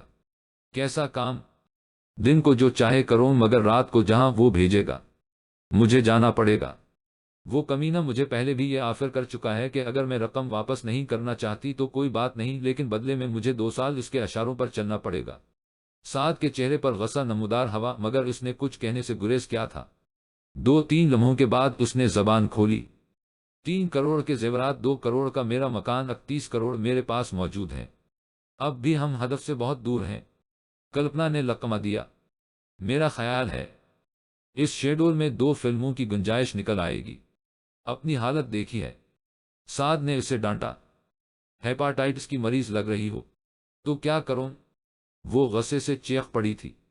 اپنی عزت نیلا میم کر دوں، کسی فاحشہ کی طرح روزانہ نئے مرد کا پہلو گرم کرتی رہوں۔ سعد نے اسے ملامتی نظروں سے گھورا، مگر کچھ کہنے سے گریز کیا تھا۔ کلپنا نے ایک دم اپنا سر تھاما اور پھر نادم لہجے میں بولی، سوری سعدی، میری سمجھ میں کچھ نہیں آ رہا۔ سعد نے اس کا ملائم ہاتھ تھاما اور چاہت بھرے لہجے میں بولا، چندہ کیوں ہلکان ہوتی ہو، کہہ دیا نہ سب کچھ ٹھیک ہو جائے گا۔ ابھی تک ہفتہ ہے ہمارے پاس، اور اس وقت تک کچھ نہ کچھ بندوبست ہو جائے گا۔ یہ کہتے ہوئے وہ اپنے چہرے سے تفکرات کی پرچھایاں دور نہیں کر سکا تھا۔ کلپنا پھیکے انداز میں مسکرائی، کسے دھوکہ دے رہے ہو؟ سعد نے مایوسی سے سر جھکا لیا تھا۔ اس نے موضوع عین تبدیل کرتے ہوئے پوچھا، کیا دھرم تبدیل کیے بغیر میں آپ کی پتنی نہیں بن سکتی؟ نہیں۔ سعد نے نفی میں سر ہلا دیا۔ کلپنا کو دل کی گہرائیوں سے چاہنے کے باوجود وہ یہ قدم نہیں اٹھا سکتا تھا۔ کلپنا تلخ ہوتے ہوئے بولی، تمہیں میری شکل ہی پیاری لگتی ہے نا، اور وہ خانہ بدوش رقاصہ میری ہم شکل بھی ہے، اور تمہاری ہم مذہب بھی، میرا خیال ہے اسی کو اپنا لو۔ سعد ترکی بہ ترکی بولا، اگر بات صورت کی ہو تو تم سے کئی خوبصورت بھی مل جائیں گی۔ کلپنا کھل کھلا کر ہنسی، سچ کہوں سعدی، اگر مجھے کچھ ہو گیا تو تمہیں میرا نام البدل مل جائے گا، البتہ تمہیں کچھ ہو گیا تو میں جیتے جی مر جاؤں گی۔ بکواس نہ کیا کرو۔ سعد نے اس کا ملائم ہاتھ ہونٹوں سے لگاتے ہوئے ڈانٹا، سعدی میں مسلمان بن جاؤں گی، مگر اپنا اسلام کسی پر ظاہر نہیں کروں گی۔ آخر اسے یہی تجویز سوچی تھی۔ سعد نے دھیرے سے سر ہلا دیا تھا۔ رات آدھی سے زیادہ گزر چکی تھی۔ بمبئی کی سڑکوں اور ہوٹلوں میں زندگی اسی رفتار سے جاری وساری تھی جیسے کہ دن کے وقت ہوتی ہے، البتہ رہائشی کالونیوں اور گھروں میں صرف حفاظتی بتیاں روشن تھیں۔ سفید رنگ کی سوزکی وین ایک کوٹھی کے عقبی دروازے پر آ کر رکی۔ اس میں ڈرائیور کے علاوہ 4 افراد سوار تھے۔ چاروں نیچے اترے۔ انہوں نے چہرے کالی نقابوں سے ڈھانپے ہوئے تھے۔ ڈرائیور نے باہر نکلنے کی کوشش نہیں تھی۔ ایک نقاب پوش نے سائلنسر لگے پستول کا رخ کھمبے سے لٹکتی سٹریٹ لائٹ کی طرف کیا۔ ہلکی سی ٹھک کے ساتھ ہی بتی کا شیشہ چھناکے سے ٹوٹ گیا تھا۔ گلی میں چھایا ملکجا اجالا اندھیرے میں تبدیل ہو گیا تھا۔ بتی کے ٹوٹتے ہی 2 آدمیوں نے ہاتھ ملا کر پکڑے، جبکہ تیسرا پاؤں ان کے ہاتھوں پر رکھ کر اوپر ہوا، اور اگلے ہی لمحے وہ کوٹھی کی اونچی دیوار پر لیٹا تھا۔ چوتھا آدمی بھی تیسرے کی تقلید میں اوپر پہنچا۔ اور پھر دونوں نے مل کر نیچے والوں کو بھی اوپر کھینچ لیا تھا۔ چاروں ایک ساتھ نیچے لٹکے اور کوٹھی کے اندر کود گئے۔ سارا کام وہ خاموشی سے کر رہے تھے۔ معلوم یہی ہوتا تھا کہ وہ مکمل منصوبہ بنا کر ہی پہنچے تھے اور ہر ایک کو اپنا کام اچھی طرح معلوم تھا۔ دو دو کی ٹولیوں میں وہ دائیں بائیں سے اندرونی عمارت کا چکر کاٹتے ہوئے سامنے پہنچے۔ کوٹھی کے دائیں جانب ملازموں کے کوارٹر موجود تھے۔ اس طرف جانے والے دونوں افراد نے ملازموں کے کوارٹرز کو باہر سے کنڈی کیا اور آگے بڑھ گئے۔ کوٹھی کے سامنے نمودار ہوتے ہی انہیں چوکیدار داخلی دروازے کے ساتھ سٹول پر بیٹھا ہوا نظر آیا۔ اس کا ہتھیار 2-3 قدم دور دیوار کے سہارے کھڑا تھا۔ دائیں جانب والے دونوں افراد نے آنکھوں ہی آنکھوں میں ایک دوسرے کو اشارہ کیا اور ایک دم چوکیدار کی طرف دوڑ پڑے۔ وہ کاہل انداز میں بیٹھا نیند کو بھگانے کی کوشش کر رہا تھا۔ دوڑتے قدموں کی آواز سنتے ہی اس نے ہڑ بڑھا کر ہتھیار کی طرف بڑھنے کی کوشش کی، مگر اس وقت تک دونوں نقاب پوش اس کے سر پر پہنچ گئے تھے۔ بغیر لمحہ ضائع کیے ایک نقاب پوش نے ہاتھ میں پکڑے پستول کا دستہ پوری قوت سے چوکیدار کے سر پر دے مارا کی آواز کے ساتھ زمین پر ڈھیر ہو گیا تھا۔ ایک نقاب پوش نے جیب سے باریک ریشمی رسی نکال کر اس کے ہاتھ پاؤں باندھ دیے۔ داخلی دروازے کے ساتھ ہی ایک چھوٹا سا کمرہ بنا تھا۔ چوکیدار کو اسی کمرے میں پھینک کر انہوں نے دروازہ باہر سے کنڈی کیا اور اندرونی عمارت کی طرف بڑھ گئے۔ ان کے دونوں ساتھی پہلے ہی اندر داخل ہو گئے تھے۔ ڈرائنگ روم میں کھڑے ہو کر انہوں نے چاروں اطراف کا جائزہ لیا۔ اس دوران ایک نقاب پوش نے مخصوص کمرے کی جانب اشارہ کیا اور تمام اس طرف بڑھ گئے۔ آہستہ سے دھکا دینے پر انہیں دروازہ اندر سے بند ملا تھا۔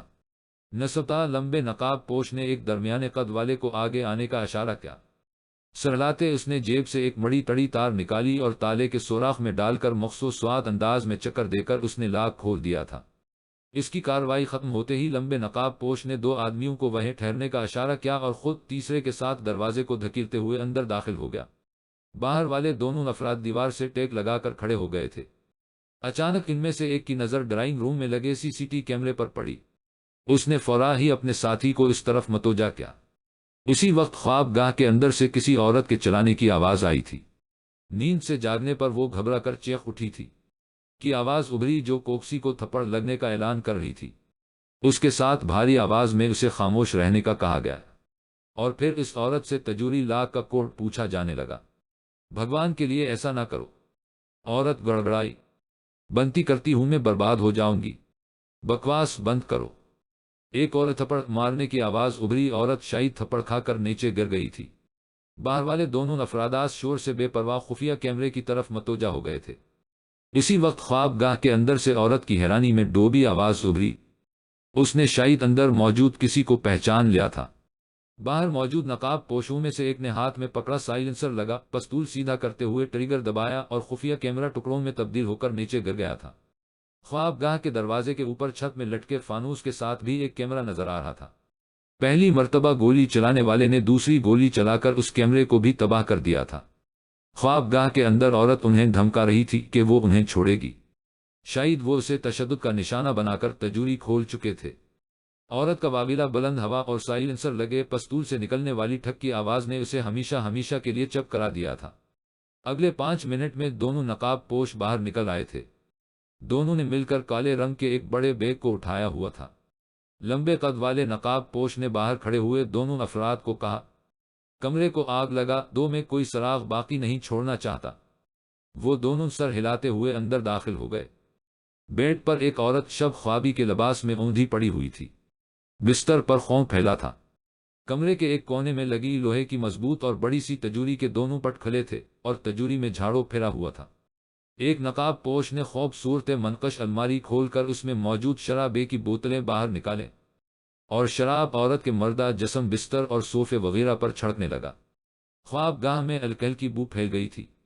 خواب گاہ کے دروازے اور باہر ڈرائنگ روم میں بھی شرابے چھڑک کر انہوں نے لائٹر جلا کر آگ لگائی اور باہر نکل گئے۔ ان کے ساتھی صحن میں منتظر کھڑے تھے۔ وہ جس رستے سے آئے تھے اسی رستے لوٹ گئے۔ البتہ اس مرتبہ ان کے پاس ایک بڑا کالا بیگ موجود تھا جسے 2 آدمیوں نے مل کر اٹھایا ہوا تھا۔ یقیناً اس میں کروڑوں کی نقدی اور زیورات بھرے تھے۔ صبح سویر بڑی یہ تہلکہ مچانے والی بریکنگ نیوز اہل ممبئی کی منتظر تھی۔ جس کے کانوں تک خبر پہنچتی گئی وہ حیرت سے گنگ ہوتا گیا۔ کچھ لوگوں کے تو آنسو نکل آئے تھے، کچھ ایسے بھی تھے جنہیں اپنے نقصان کی فکر لاحق ہو گئی تھی۔ وہ خبر تھی ہی اتنی لرزہ خیز انڈین فلم انڈسٹری کی صف اول کی ہیروئن کلپنا اگنی ہوتری کے گھر ڈکیتی کی واردات ہوئی تھی۔ ظالم ڈاکو نے خواب گاہ کی تجوری سے رقم اڑانے کے ساتھ کلپنا کو بھی موت کے گھاٹ اتار دیا تھا۔ خواب گاہ کا تمام سامان ماں خوبصورت پرکشش بدن والی اس کی مالکہ کے جل کر خاکستر ہو گیا تھا۔ اس بارے پولیس مزید تفتیش کر رہی تھی۔ سعد اللہ خان اس وقت آرام سے سو رہا تھا۔ اسے اپنے دوست شاہ زیب نے یہ لرزہ خیز خبر سنائی اور اس نے فوراً ٹی وی آن کیا۔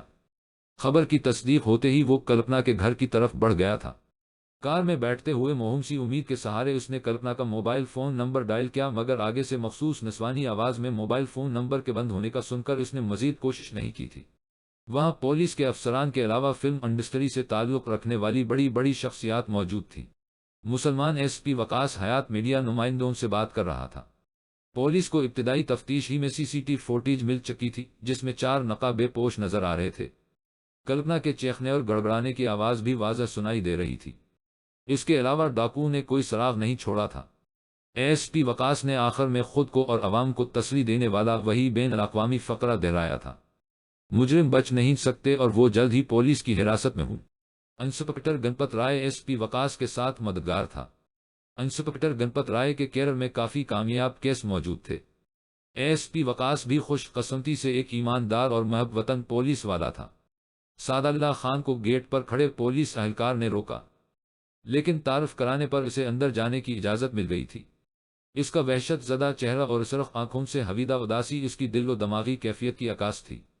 اسے جاننے والے کلپنا اور اس کے درمیان چلنے والے محبت کی کھیل سے خوب واقف تھے۔ ایس پی وقاص نمائندوں سے فارغ ہو کر اس کی طرف بڑھا۔ یقینا ایس پی کو سعد اللہ خان کے کلپنا کے ساتھ تعلق کے بارے بتا دیا گیا تھا اور اتنے قریبی آدمی کا شامل تفتیش ہونا ضروری تھا۔ شکریہ سعد صاحب، آپ خود ہی یہاں تشریف لے آئے ہیں، ورنہ تھوڑی دیر تک انسپکٹر گنپت رائے نے بیان لینے کے لیے آپ کے پاس پہنچ جانا تھا۔ سعد دکھی لہجے میں بولا، جی ایس پی صاحب میں ابھی جاگا ہوں۔ ٹی وی پر خبر سنتے ہی بھاگا چلا آیا۔ اس کے لہجے سے صاف معلوم ہو رہا تھا کہ اس نے بڑی مشکل سے آنسو روکے ہوئے ہیں۔ میرا خیال ہے اندر بیٹھ کر بات کرتے ہیں۔ ایس پی اسے ساتھ لے کر اندر داخل ہوا۔ ڈرائنگ روم شمشان گھاٹ کا نمونہ پیش کر رہا تھا۔ خواب گاہ کا بے صورت منقش دروازہ مکمل طور پر جل چکا تھا۔ ڈرائنگ روم میں جلنے والی آگ نے باورچی خانے اور کھانے کے کمرے کے دروازوں اور میز کرسیوں کو بھی راکھ میں تبدیل کر دیا تھا۔ مجموعی طور پر نچلی منزل میں صرف ایک کمرہ بچا تھا جو انتہائی کونے میں بنا ہوا تھا۔ البتہ اوپر کی منزل مکمل طور پر بچ گئی تھی اور خفیہ کیمروں کے لیے کمپیوٹر اور ٹی وی سکرینیں وہیں دوسری منزل پر لگی ہوئی تھی۔ وہاں کیمروں کی نگرانی کے لیے ایک کمپیوٹر آپریٹر بھی موجود ہوتا تھا، لیکن حادثے کے وقت وہ سویا ہوا تھا۔ اس کی آنکھ نچلی منزل میں آگ کے خوب بھڑک جانے کے بعد کھلی تھی اور اسی نے کال کر کے پولیس اور فائر بریگیڈ والوں کو بلوایا تھا۔ لیکن فائر بریگیڈ والوں کے تیزی دکھانے سے پہلے ہی آگ مدھم پڑنے لگی تھی کہ نچلی منزل میں اس کے چاٹنے کو کچھ باقی نہیں بچا تھا۔ چوکیدار اور کمپیوٹر آپریٹر سمیت کوارٹر میں موجود 3 ملازم بھی زیر حراست تھے۔ دوسری منزل پر لے جا کر ایس پی وقاص نے سعد کو بیٹھنے کا اشارہ کیا۔ وہ آپ کی حالت دیکھتے ہوئے پوچھ گچھ کرنا کچھ مناسب نہیں لگتا، لیکن یہ بھی حقیقت ہے کہ مجرموں کی جلد از جلد گرفتاری کے لیے ہمیں کچھ غیر اخلاقی قدم اٹھانے پڑ جاتے ہیں۔ سعد نے آہستہ سے سر ہلا کر اس کی تائید کی تھی۔ ایس پی نے سوالات کا سلسلہ شروع کیا۔ کل آپ کس وقت یہاں سے رخصت ہوئے تھے؟ میں روزانہ میڈم کے ساتھ قریب 8 ساڑھے 8 بجے اسٹوڈیو سے لوٹتا تھا اور انہیں خواب گاہ تک پہنچا کر گھر چلا جاتا تھا۔ گزشتہ رات میرا خیال ہے 8:45 بجے میری واپسی ہوئی تھی۔ مس کلپنا کے ساتھ آپ کے تعلق کی نوعیت ملازم کے علاوہ بھی کچھ تھی۔ سعد نے گہرا سانس لے کر سر جھکا لیا تھا۔ ایس پی کو لگا وہ آنسو روکنے کی کوشش کر رہا ہے۔ جیب سے سفید رومال نکال کر اس نے آنکھوں پر رگڑا اور پھر یوں ہی سر جھکائے ہوئے زخمی لہجے میں بولا، ہم جلد ہی شادی کرنے والے تھے۔ کیا تمہیں کسی پر شک ہے؟ شک تب ہوتا ہے جب کوئی دشمن موجود ہو اور میں اس کے کسی دشمن سے ناواقف ہوں۔ تمہارے خیال میں اس قتل کا محرک کیا ہو سکتا ہے؟ سعد نے انکشاف کیا۔ گزشتہ رات خواب گاہ کی تجوری میں قریب 30 کروڑ روپے نقد اور 3-4 کروڑ کے زیورات موجود تھے۔ ایک چھوٹی سی تجوری میں اتنی زیادہ رقم کیسے سما سکتی ہے؟ ایس پی نے حیرانی ظاہر کی۔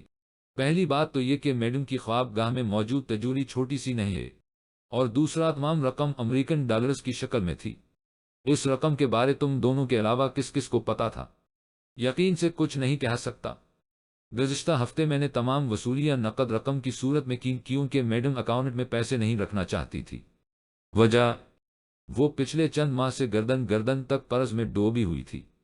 قرض کی رقم یکمشت ادا نہ کرنے کی وجہ سے اسے بھاری سود بھی ادا کرنا پڑ رہا تھا، اور اس سود سے جان چھڑانے کے لیے اسے 100 کروڑ نقد کی ضرورت تھی تاکہ سود سے اپنی جان چھڑا سکے۔ میرا سوال ہنوز تشنا ہے۔ میں نے پوچھا ہے کہ اتنی بڑی رقم اس نے اپنے اکاؤنٹ میں کیوں نہیں رکھی؟ اسے ہر 3 ماہ بعد 10 کروڑ کی بھاری رقم مسٹر موہن داس کو ادا کرنا ہوتی، اور اس بار وہ قسط کے بجائے قرض کی اصل رقم ادا کر کے اس پر لگنے والے سود سے جان چھڑانا چاہتی تھی۔ اگر وہ اکاؤنٹ میں پیسے رکھتی تو یقیناً مسٹر موہن داس تک یہ خبر پہنچ جاتی اور وہ قسط کی وصولی کے لیے میڈم پر زور دیتا۔ موہن داس؟ ایس پی نے اس کی جانب سوالیہ نظریں اٹھائے۔ یہ وہی موہن داس ہے نا؟ سعد قطع کلامی کرتا ہوا تلخ لہجے میں بولا۔ بالکل وہی جس کے بارے پولیس اچھی طرح جانتی ہے، لیکن اس کا کچھ بگاڑ نہیں سکتی۔ یہ بھی خوب کہی، ایس پی نے بے بسی سے کہا۔ جانتے بھی ہو کہ کتنے وزیر اس کی مٹھی میں رہتے میں ہیں، پھر ایسا سوال کرنے ضرورت باقی نہیں رہتی۔ بہرحال یہ بتائیں کیا اس قتل کے پس پردہ موہن داس ہو سکتا ہے؟ سعد نے نفی میں سر ہلایا۔ اسے قابل نفرت سمجھنے کے باوجود مجھے میڈم کے قتل میں اس کا ہاتھ نظر نہیں آ رہا۔ یوں بھی میڈم نے اسے 170 کروڑ کی ادائی کرنا تھی، اور 170 کروڑ کی جگہ 35 کروڑ کی وصولی یقیناً احمقانہ سوچ کا شاخسانہ ہو سکتی ہے۔ البتہ قتل کے بجائے خالی ڈکیتی کا کیس ہوتا تو ایسا سمجھا جا سکتا تھا۔ گزشتہ ہفتے میں جن لوگوں سے وصولیاں کی ہیں، کیا ان میں کوئی ایسی شخصیت ہے جس پر شک کیا جا سکے؟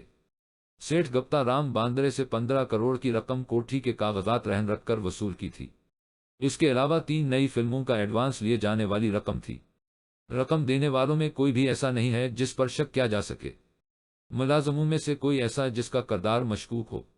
کچھ کہہ نہیں سکتا، ایس پی نے معنی خیز انداز میں کہا۔ ویڈیو میں میڈم کلپنا کی جو آخری آواز سنائی دی، اس سے لگتا ہے کہ خواب گاہ میں داخل ہونے والے 2 نقاب پوشوں میں سے ایک کو تو وہ اچھی طرح جانتی تھی، اور اس کے قتل کے پس پردہ بھی یہی وجہ ہے۔ سعد کے چہرے پر پھیکی مسکراہٹ نمودار ہوئی۔ جانتا ہوں، اس کیس میں سب سے زیادہ مشکوک میری ذات ہے، کیونکہ میرے علم کے مطابق اس رقم کے بارے ہم دونوں کے علاوہ کوئی نہیں جانتا تھا۔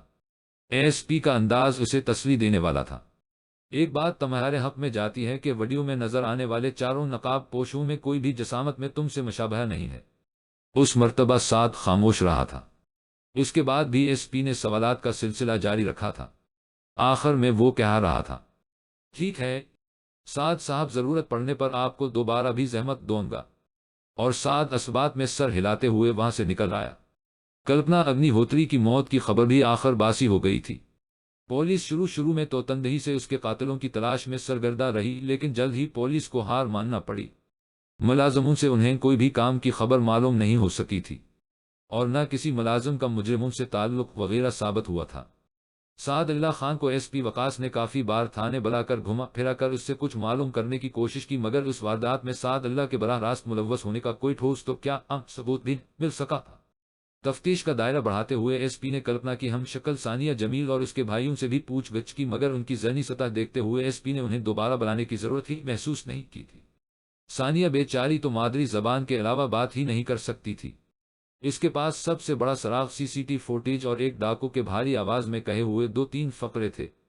یقینا کسی کو جسامت کے بل بوتے پر پہچاننا ناممکن ہے، کیوں کروڑوں کی آبادی میں ہزاروں لاکھوں لوگ ایک سی جسامت کے مل جاتے ہیں۔ اسی طرح آواز سے بھی تبھی پہچان ہو سکتی ہے جب بولنے والے کو انسان پہلے سے جانتا ہو۔ یہ بھی ممکن تھا کہ بولنے والا آواز تبدیل کر کے بات کر رہا ہو۔ البتہ کلپنا نے اس وقت مجرم کا نام منہ سے نکالا ہوتا تو مجرم کی پہچان ہو جانا تھی۔ آہستہ آہستہ پولیس کی سرگرمی مان پڑنے لگی، کیونکہ جس کیس کا کوئی سراغ نہ ملے پولیس اس پر زیادہ سر نہیں کھپاتی، اور وقت گزرنے کے ساتھ ساتھ پرانے کیس کی فائل نئے جرائم کی فائلوں تلے دب جاتی ہے۔ کلپنا کی موت کے بعد بھی 2-3 ایسے جرم ہو چکے تھے جن کی وجہ سے پولیس کو کلپنا کا قتل بھلانا پڑا تھا۔ کلپنا کے قتل پر سب سے زیادہ نقصان موہن داس اور ان فلم سازوں کو ہوا تھا جن کی فلمیں تکمیل کے مراحل میں تھیں، اور کلپنا کی موت کی وجہ کام ٹھپ ہو گیا تھا۔ سب سے آخر میں کلپنا نے جو 3 فلمیں سائن کی تھیں ان کی عکس بندی شروع ہی نہیں ہو پائی تھی۔ اس وجہ سے ان فلم سازوں کا صرف اتنا ہی نقصان ہوا تھا جتنا انہوں نے کلپنا کو ایڈوانس کی مد میں دیا تھا۔ وہ 170 کروڑ موہن داس کے لیے خطیر رقم تھی، مگر اس کا کاروبار یہی تھا اور کاروبار میں ایسا نقصان چلتا رہتا ہے۔ بھاگتے چور کی لنگوٹی کے مصداق اس نے کلپنا کی کوٹھی پر قبضہ جمانا چاہا، مگر کوٹھی کے گروی ہونے کا سن کر اپنا سا منہ لے کر رہ گیا تھا۔ کلپنا کے قاتلوں کی تلاش میں اس نے بھی کافی ہاتھ پاؤں مارے، اپنے کارندوں کا کافی دوڑایا بھگایا کہ لوٹی جانے والی رقم ہی سے اپنا تھوڑا بہت نقصان پورا کر سکے، مگر وہ گدھے کے سر سے سینگوں کی طرح غائب ہو گیا تھا۔ پولیس کی طرح اسے بھی سب سے زیادہ سعد اللہ خان پر شک تھا۔ اس کی نگرانی وغیرہ کروانے اور اپنے مخصوص افراد کو اس کے پاس بھیج کر سن گن لینے سے موہن داس کو یقین ہو گیا کہ سعد کے ہاتھ اس بارے بالکل صاف ہیں۔ وہ بیچارہ تو کلپنا کی موت کے غم میں بستر ہی سے لگا ہوا تھا۔ بلا شک و شبہ سعد دل کی گہرائیوں سے کلپنا کو چاہتا تھا۔ آخر تھک ہار کر موہن داس نے بے فائدہ کوششیں ترک کر دے۔ کلپنا کے متبادل کے طور پر تمام فلم سازوں کی نظریں ثانیہ جمیل کی طرف اٹھے، مگر اس کے بھائیوں نے سختی سے انکار کر دیا تھا۔ ان کے 3 سٹیج شو سے حاصل ہونے والا معاوضہ ان کے لیے کافی تھا اور وہ اپنی بہن کو فلمی دنیا سے دور ہی رکھنا چاہتے تھے۔ یوں بھی کلپنا کی موت کے بعد ثانیہ جمیل کے شو کو بہت زیادہ پذیرائی ملنے لگی تھی۔ پہلے وہ صرف رات کو ایک شو کیا کرتی تھی، مگر اب وہ 3-4 تھیٹر کمپنیوں میں پرفارم کرتے ہوئے کلپنا اگنی ہوتری کی موت کی ہمدردیاں سمیٹ رہی تھی۔ وہ کبھی زندگی میں کلپنا کو ملی بھی نہیں تھی، لیکن شکل کی مشابہت نے اس پر کامیابیوں کے دروازے کھول دیے تھے۔ اس کو ملنے والے فوائد ہی کی وجہ سے ایس پی وقاص اس کی جانب متوجہ ہوا تھا، لیکن اسے کچھ حاصل نہیں ہو پایا تھا۔ ثانیہ تو پولیس کو دیکھ کر تھر تھر کانپ رہی تھی۔ بہت ہی ڈرپوک لڑکی تھی، نہ جانے سٹیج پر وہ اتنے آدمیوں کے سامنے ناچ کیسے لیتی تھی۔ اس کے علاوہ وہ بالکل ان پڑھ گنوار بھی تھی۔ اس کے برعکس کلپنا بہادر اور نڈر ہونے کے ساتھ اعلیٰ تعلیم یافتہ بھی تھی۔ انگریزی پر تو اسے اہل زبان کی طرح عبور تھا، ہندی بھی فصاحت سے بولتی تھی۔ اس علاوہ وہ فلم رائٹر بھی تھی۔ معاشی بحران سے پہلے اس نے 3-4 فلمیں لکھی تھیں، جبکہ کلپنا مادری زبان میں بات کرتے ہوئے بھی ہکلا جاتی تھی۔ کب تک اس کے غم میں صاحب فراش رہو گے؟ شاہ زیب سعد کی خواب گاہ میں بیٹھا مستفسر تھا۔ سعد اللہ خان حسب معمول بستر میں گھسا تھا۔ کافی جاننے والے اور دوست احباب اس کے پاس کلپنا کی موت کی تعزیت کرنے آئے تھے۔ ہنستا مسکراتا سعد بالکل چپ چپ اور اداس رہنے لگا تھا۔ 2-3 فنکاروں نے اسے اپنا منیجر بننے کی دعوت بھی دی تھی، لیکن اس نے انکار کر دیا تھا۔ بہت کوشش کی ہے لیکن نہیں بھلا پا رہا یار، میں نے وچن دیا تھا کہ اسے پریشانیوں اور الجھنوں سے نکال لوں گا۔ کامیابی اتنی دور نہیں تھی، مگر اس حادثے نے سب کچھ چھین لیا۔ جانتے ہو اس نے چوری چوری اسلام بھی قبول کر لیا تھا، مگر اپنی لاش کو آگ میں جلنے سے نہ بچا سکی۔ سعد کی آنکھیں نم ہو گئی تھیں۔ جانے والی چلی گئی یار، اس کی الجھنیں اور پریشانیاں بھی اختتام پذیر ہو گئی۔ اب آگے کا سوچو۔ ہونا اس نے طنزیہ انداز میں ہنکارا بھرا۔ کیا سوچوں؟ ثانیہ جمیل کے بارے کیا خیال ہے؟ مسلمان بھی ہے اور تمہاری میڈم کی ہم شکل بھی۔ شاہ زیب اسے پہلے بھی اس کی طرف متوجہ کر چکا تھا۔ سعد دکھی دل سے بولا، شکل کے ایک جیسا ہونے سے کیا ہوگا یار، وہ ان پڑھ گنوار لڑکی کلپنا کی جگہ کبھی بھی نہیں لے سکتی، اور پھر یہ دل جسے اپنی میڈم کے علاوہ کچھ بھی نہیں چاہیے۔ شاہ زیب نے کہا، محبت تعلیم یا اخلاقیات سے نہیں ہوا کرتی۔ کوئی بھی شخص سب سے پہلے شکل کی وجہ ہی سے آنکھوں کے رستے دل میں اترتا ہے۔ تم کلپنا کی بھی تو شکل پر فدا ہوئے تھے، نہ کہ اس کے فن یا تعلیم یافتہ ہونے پر۔ باقی ثانیہ ان پڑھ گنوار ہے تو سیدھی سادی اور بھولی بھالی بھی تو ہے۔ اسے اپنا کر تم مرضی کے سانچے ہیں ڈھال سکتے ہو۔ پہلی بات یہ کہ میرے دل میں کلپنا کی جگہ کوئی نہیں لے سکتا۔ دوسرا، میں کلپنا کی ہم شکل ہونے کی وجہ اسے اپنانے پر تیار ہو بھی جاؤں تو وہ کب مانے گی؟ خاص کر ثانیہ کے بھائیوں کے لیے اس کی حیثیت سونے کا انڈا دینے والی مرغی کی سی ہے۔ وہ مجھے اس کے قریب بھی پھٹکنے نہیں دیں گے۔ کوشش تو کرو یارے، بلکہ اسے بھی فلموں کی طرف گھسیٹ لاؤ۔ سٹیج سے حاصل ہونے والا معاوضہ اتنا زیادہ نہیں ہے، اور پھر اسٹیج میں کوئی عزت اور مقام بھی نہیں ملتا۔ تم میڈم کی ادھوری رہ جانے فلموں کی تکمیل کروانے کے ضمن میں اسے کافی معاوضہ دلوا سکتے ہو۔ وہ سوچ میں کھو گیا تھا۔ 2-3 فلم سازوں نے بھی اسے یہی کہا تھا کہ کسی طرح وہ ثانیہ کو فلموں کی طرف لے آئے۔ نہ جانے کیوں تمام اسے ثانیہ کی طرف دھکیلنے پر تلے ہوئے تھے، مگر اس کا دل مان کر نہیں دے رہا تھا۔ کسی کام میں بھی تو من نہیں لگ رہا تھا۔ اس نے نفی میں سر ہلایا۔ میں کلپنا سے بے وفائی نہیں کر سکتا۔ مجھے کسی ثانیہ وغیرہ کی ضرورت نہیں ہے۔ بس میرے لیے کلپنا کی یادیں کافی ہیں۔ سنکی آدمی مجھے ہی کچھ کرنا ہوگا، شاہ زیب پھیکے انداز میں کہتے ہوئے کھڑا ہو گیا تھا۔ کچے مکان کے سامنے کار روک کر وہ نیچے اترے۔ دستک دینے پر دروازہ ایک نوجوان نے کھولا تھا۔ تعارف کرا کر انہوں نے ثانیہ کے بڑے بھائی سے ملنے کی خواہش کی۔ تھوڑی دیر بعد وہ سراج جمیل کے سامنے بیٹھے تھے۔ مصافحہ کرتے ہوئے سراج نے سوالیہ نظروں سے انہیں گھورا۔ میرا نام شاہ زیب ہے، یہ آکاش اور پردیپ سنگھ۔ شاہ زیب اپنا اور ساتھیوں کا تعارف کراتے ہوئے کہا، ہم ضروری کام کے سلسلے میں حاضر ہوئے تھے۔ سراج طنزیہ انداز میں بولا، تھارا ضروری کم منے پتا، آپ کے ضروری کام کا مجھے پتا ہے۔ شاہ زیب سراج سے بولا، آپ غلط سمجھے، ہمارا تعلق تھیٹر یا کسی ڈرامہ کمپنی سے نہیں ہے، ہم بس آپ کے فائدے کے لیے حاضر ہوئے تھے۔ ہر جی اپنا فائدہ سوچت ہے، ہر کوئی اپنا فائدہ سوچتا ہے۔ بالکل، شاہ زیب نے اس بات میں سر ہلایا، لیکن بلا شک و شبہ آپ کو زیادہ فائدہ پہنچے گا۔ تبھی میں بولوں، تھار الف اپنا فائدہ ضرور ہے، تبھی میں کہوں کہ آپ کا اپنا فائدہ ضرور ہوگا۔ دیکھو سراج صاحب، غور سے سننا، میری بات بہت ضروری ہے۔ تم اپنی بہن کو ضائع کر رہے ہو۔ اسٹیج پر رقص کر کے وہ کتنا کچھ کما لے گی، خاص کر اس صورت میں کہ اس شعبے میں ناچنے گانے والیوں کی کوئی کمی نہیں۔ ثانیہ کو فی الحال اس لیے آگے آنے کا موقع ملا ہوا ہے کہ لوگ میڈم کلپنا کی ہم شکل ہونے کی وجہ سے اسے دیکھنا چاہتے ہیں، لیکن یاد رکھنا، لوگوں کی یہ دلچسپی ہمیشہ نہیں رہے گی۔ زیادہ سے زیادہ 3-4 ماہ بعد ثانیہ بھی ان ہزاروں رقاصاؤں کی صف میں شامل ہو جائے گی جو اس میدان کی پرانی کھلاڑی ہیں۔ آپ کو ابھی من مانگا معاوضہ مل رہا ہوگا۔ ثانیہ میں لوگوں کی دلچسپی ختم ہوتے ہی یہ معاوضہ دوبارہ چند ہزار کی شکل اختیار کر جائے گا، اس لیے ابھی سے اس بارے کچھ بہتر سوچ لو۔ اس نے من بناتے ہوئے کہا، تھارا ضروری کم ساڑی بہن نون فلم میں لے جانا ہے تے رہنڑن دیو۔ اگر آپ کا ضروری کام ہماری بہن کو فلم میں لے جانے کا ہے تو رہنے دو، شاہ زیب نے کہا۔ تو کیا ساری زندگی اسٹیج پر ناچتی رہے گی؟ سراج نے طنزیہ انداز میں کہا، فلم والے بھی تو چند لاکھ دے رہے ہیں، اس سے زیادہ تو ثانیہ ناچ کر کما لیتی ہے، تو پھر اسٹیج پر ناچنا بہتر ہوانا۔ سراج مادری زبان ہی میں بات کر رہا تھا، اس لیے کہ وہ تمہیں سادہ اور بھولا سمجھ کر لوٹنے کی کوشش کر رہے ہیں، لیکن میڈم ثانیہ کو ایک ہوشیار منیجر مل گیا تو کروڑوں میں کھیلو گے۔ ساری گفتگو شاہ زیب ہی کر رہا تھا، اس کے دونوں دوست خاموشی سے ان کی گفتگو سننے پر اکتفا کر رہے تھے۔ اسی وقت ان کے لیے دروازہ کھولنے والے لڑکے نے چائے کی پیالیاں ان کے سامنے لا کر رکھ دیں۔ شاہ زیب کی باتوں نے سراج کو سوچنے پر مجبور کر دیا تھا۔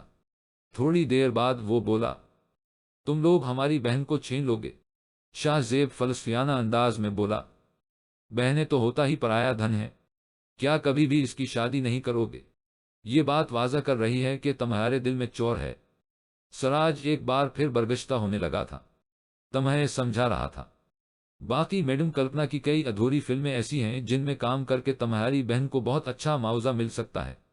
اس وقت فلم ساز مجبور بھی ہیں، تم آسانی سے من مانگا معاوضہ وصول کر سکتے ہو، لیکن اس کے لیے ضروری ہے کہ کوئی جاننے والا آدمی تمہارے ساتھ ہو۔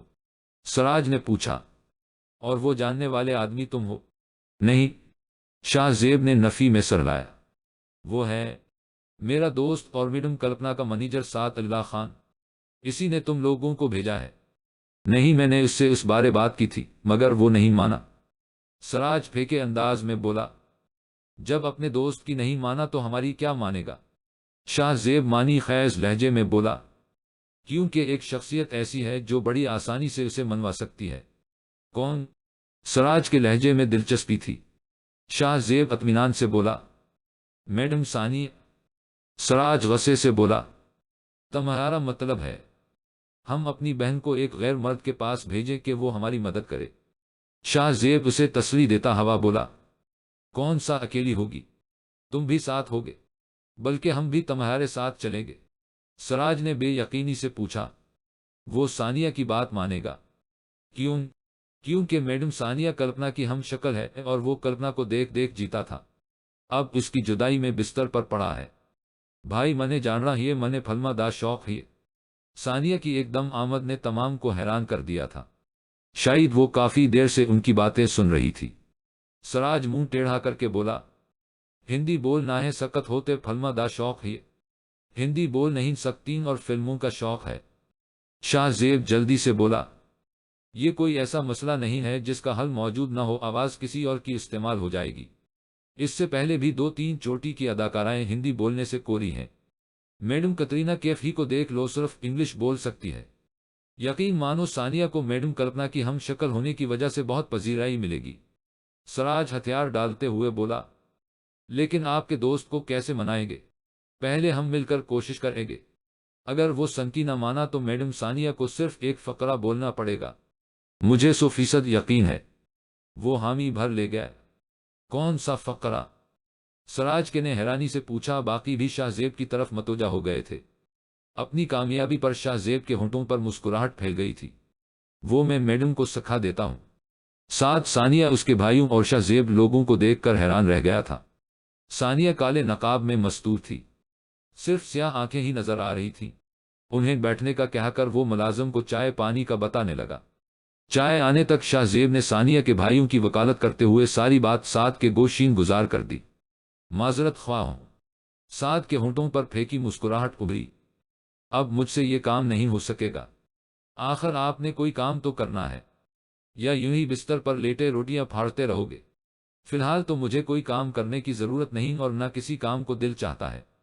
अलबत्ता कुछ अरसे बाद जब तबीयत संभल जाएगी तब कुछ सोचूंगा, लेकिन वो भी कम अज कम फिल्मी दुनिया से मुताल्लिक नहीं होगा। शाहजेब ने कहा, यार साद कनूती ना बनो। अपना नहीं तो किसी गरीब के भले ही का सोच लो। मेरा ख्याल है हमारी बात पूरी हो चुकी है और आप लोगों ने चाय वगैरह भी पी ली है। आपसे मिलकर खुशी हुई सराज और अमान साहब। साद ने बात खत्म करने का ऐलान करते हुए खड़े होकर उनकी तरफ अलुदाई मसाफे के लिए हाथ बढ़ाया। इसी वक्त सानिया ने दिलकश अंदाज में खंकारते हुए पुरकशिश चेहरे से नकाब हटाया और साद की आंखों में देखते हुए बोली, सादी नहीं ना। साद एकदम साकत हो गया था। वो कल्पना ही तो थी। वही स्याह आंखें, याकोती होंठ, सराहीदार गर्दन, सतवा नाकसुर्ख को सफेद गाल, काली घनी ज़ुल्फ़ें। जरा सा भी तो फर्क नहीं था। और फिर वो बोली भी बिल्कुल कल्पना ही तरह थी। उसे सादी कल्पना ही तो कहती थी। वो ढे जाने के अंदाज में बेड पर बैठ गया। कोशिश के बावजूद वो सानिया के चेहरे पर से नजर नहीं हटा पा रहा था। इसकी नागफ्ता बहालत देखकर शाहजेब ने फाताना नजरों से अपने साथियों को घूरा। इसी वक्त साद के होंठों से फंसी फंसी आवाज निकली, ठीक है। सानिया जमील ने दिल आवेज मुस्कान होंठों पर बखीरी। धन्यवाद सादी। साद भाई हमारे भगवान का नहीं तो अपने अल्लाह ही का खौफ करें। 2 गानून और 3-4 मनाजर का मुआवजा 3 करोड़। परिश चोपड़ा के लहजे में गहरी खफगी छपी थी। साद इत्मीनान से बोला, अगर मैडम जिंदा होते तो इन मनाजर का मुआवजा 3.5 करोड़ होना था। वो सिर्फ आधा मुआवजा वसूल कर सकी थी। अब भी आपको 50 लाख का फायदा मिल रहा है। परिश मानी खैज लहजे में बोला, हम आपस में भी कुछ तय कर सकते हैं। वो कौन सी सच में आपकी असल मैडम है? यकीना एक खाना बदोश लड़की से कहें ज्यादा हम आपके करीब हैं। सही कहा, मगर जब मैंने इसके साथ काम की हामी भरी तो मेरी नीयत बिल्कुल साफ थी, क्योंकि किसी ने इस गनवार को अच्छी तरह पढ़ा कर लाया था। तमाम मनते करते रहे और मैं इनकार में सर हिलाता रहा। उसने सिर्फ इतना कहा, सादी नहीं ना। और मेरे इनकार की इमारत धड़ाम से जमीन बोस हो गई।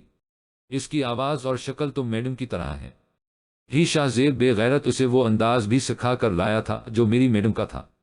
और आप जानते हैं मैं झूठ नहीं बोल सकता।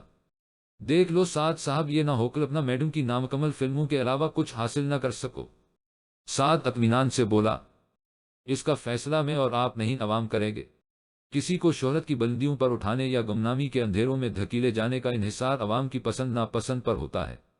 परिश ने कर्सी की पश्त से टेक लगाकर आंखें बंद कर ले। 2-3 लम्हों की खामोशी के बाद वो फेंके लहजे में बोला, तुम्हारे सच बोलने और बगैर लगी लपटी रखने की खूबी आज मुझे बहुत बड़ी खामी लग रही है। परिश साहब, एक बात का यकीन कर लें, अवाम मैडम को चाहती है। इनकी फिल्में पहले भी हट होती थीं, लेकिन अब तो बात ही और है। यकीन माने चंद दिनों में फिल्म की तकमील करके आप दोनों हाथों से दौलत समेट रहे हो। मेरा भी यही ख्याल है। परिश ने उसकी ताईद में सर हिला दिया। 3 करोड़ का सुनकर सानिया हैरान रह गई थी। उसके भाई भी खुशी से फूले नहीं समा रहे थे। साद की जानिब चाहत भरी नजरों से देखते हुए वो धीमे लहजे में बोली, धन्यवाद सादी। बेचारी को बस हिंदी के चंद शब्द ही बोलना आते थे। अगले दिन से शूटिंग शुरू होना थी। शूटिंग शेड्यूल साद के पास मौजूद था। वो सानिया को उसके भाइयों की मौजूदगी में काफी देर तक समझाता रहा कि उसने क्या करना है। साद को महसूस हुआ कि वो उसकी बातों को बड़ी दिलचस्पी और तवज्जो से सुन रही है। اس دوران اس کی نظریں ایک لمحے کے لیے بھی سعد کے چہرے سے نہیں ہٹی تھیں۔ اس کی آنکھوں میں ابھرنے والی چاہت سعد کو فوراً ہی نظر آ گئی تھی۔ وہ نہ چاہتے ہوئے بھی بے اختیار اسے گھورنے لگ جاتا اور پھر اسے یاد آتا کہ وہ اس کی میڈم نہیں ہے۔ تب وہ نیچے دیکھنے لگ جاتا۔ اچانک اس کے دماغ میں کلپنا کی مدھر آواز گونجی، سچ کہوں سعدی، اگر مجھے کچھ ہو گیا تو تمہیں میرا نام البدل مل جائے گا، البتہ تمہیں کچھ ہو گیا تو میں جیتے جی مر جاؤں گی۔ کیا واقعی ایسا ہی تھا؟ ثانیہ جمیل کلپنا کی ہم شکل ہی تو تھی، اور صرف یہی خوبی اس کی ہزاروں خامیوں پر بھاری تھی، جبکہ سعد کے علم میں اس کی ان پڑھ گنوار ہونے کے علاوہ کوئی خامی نہیں تھی۔ چونکہ ثانیہ بھی کلپنا کی طرح رقص کی ماہر تھی، اس لیے فلم ڈائریکٹر نے سب سے پہلے گانوں کی عکس بندی کی تھی، اور گانوں کی عکس بندی کرواتے ہوئے ثانیہ ذرا بھی نہیں جھجکی تھی۔ معلوم ہی نہیں ہو رہا تھا کہ وہ پہلی بار کیمرے کے سامنے آ رہی ہے۔ البتہ رہ جانے والے 3-4 مناظر کی عکس بندی کرواتے ہوئے ہدایت کار کو دانتوں پسینہ آ گیا تھا۔ اس کی جگہ مکالمے بولنے کے لیے تو خوبصورت آواز کی ایک لڑکی کی خدمات حاصل کر لی گئی تھیں، لیکن چہرے پر منظر کے مطابق تاثرات تو اس نے خود پیدا کرنے تھے۔ اس موقع پر سعد بہت کام آیا تھا کہ وہ صرف اسی کی بات پر توجہ دیتی تھی، باقی مردوں سے دور بھاگتی اور گھبرا جاتی تھی۔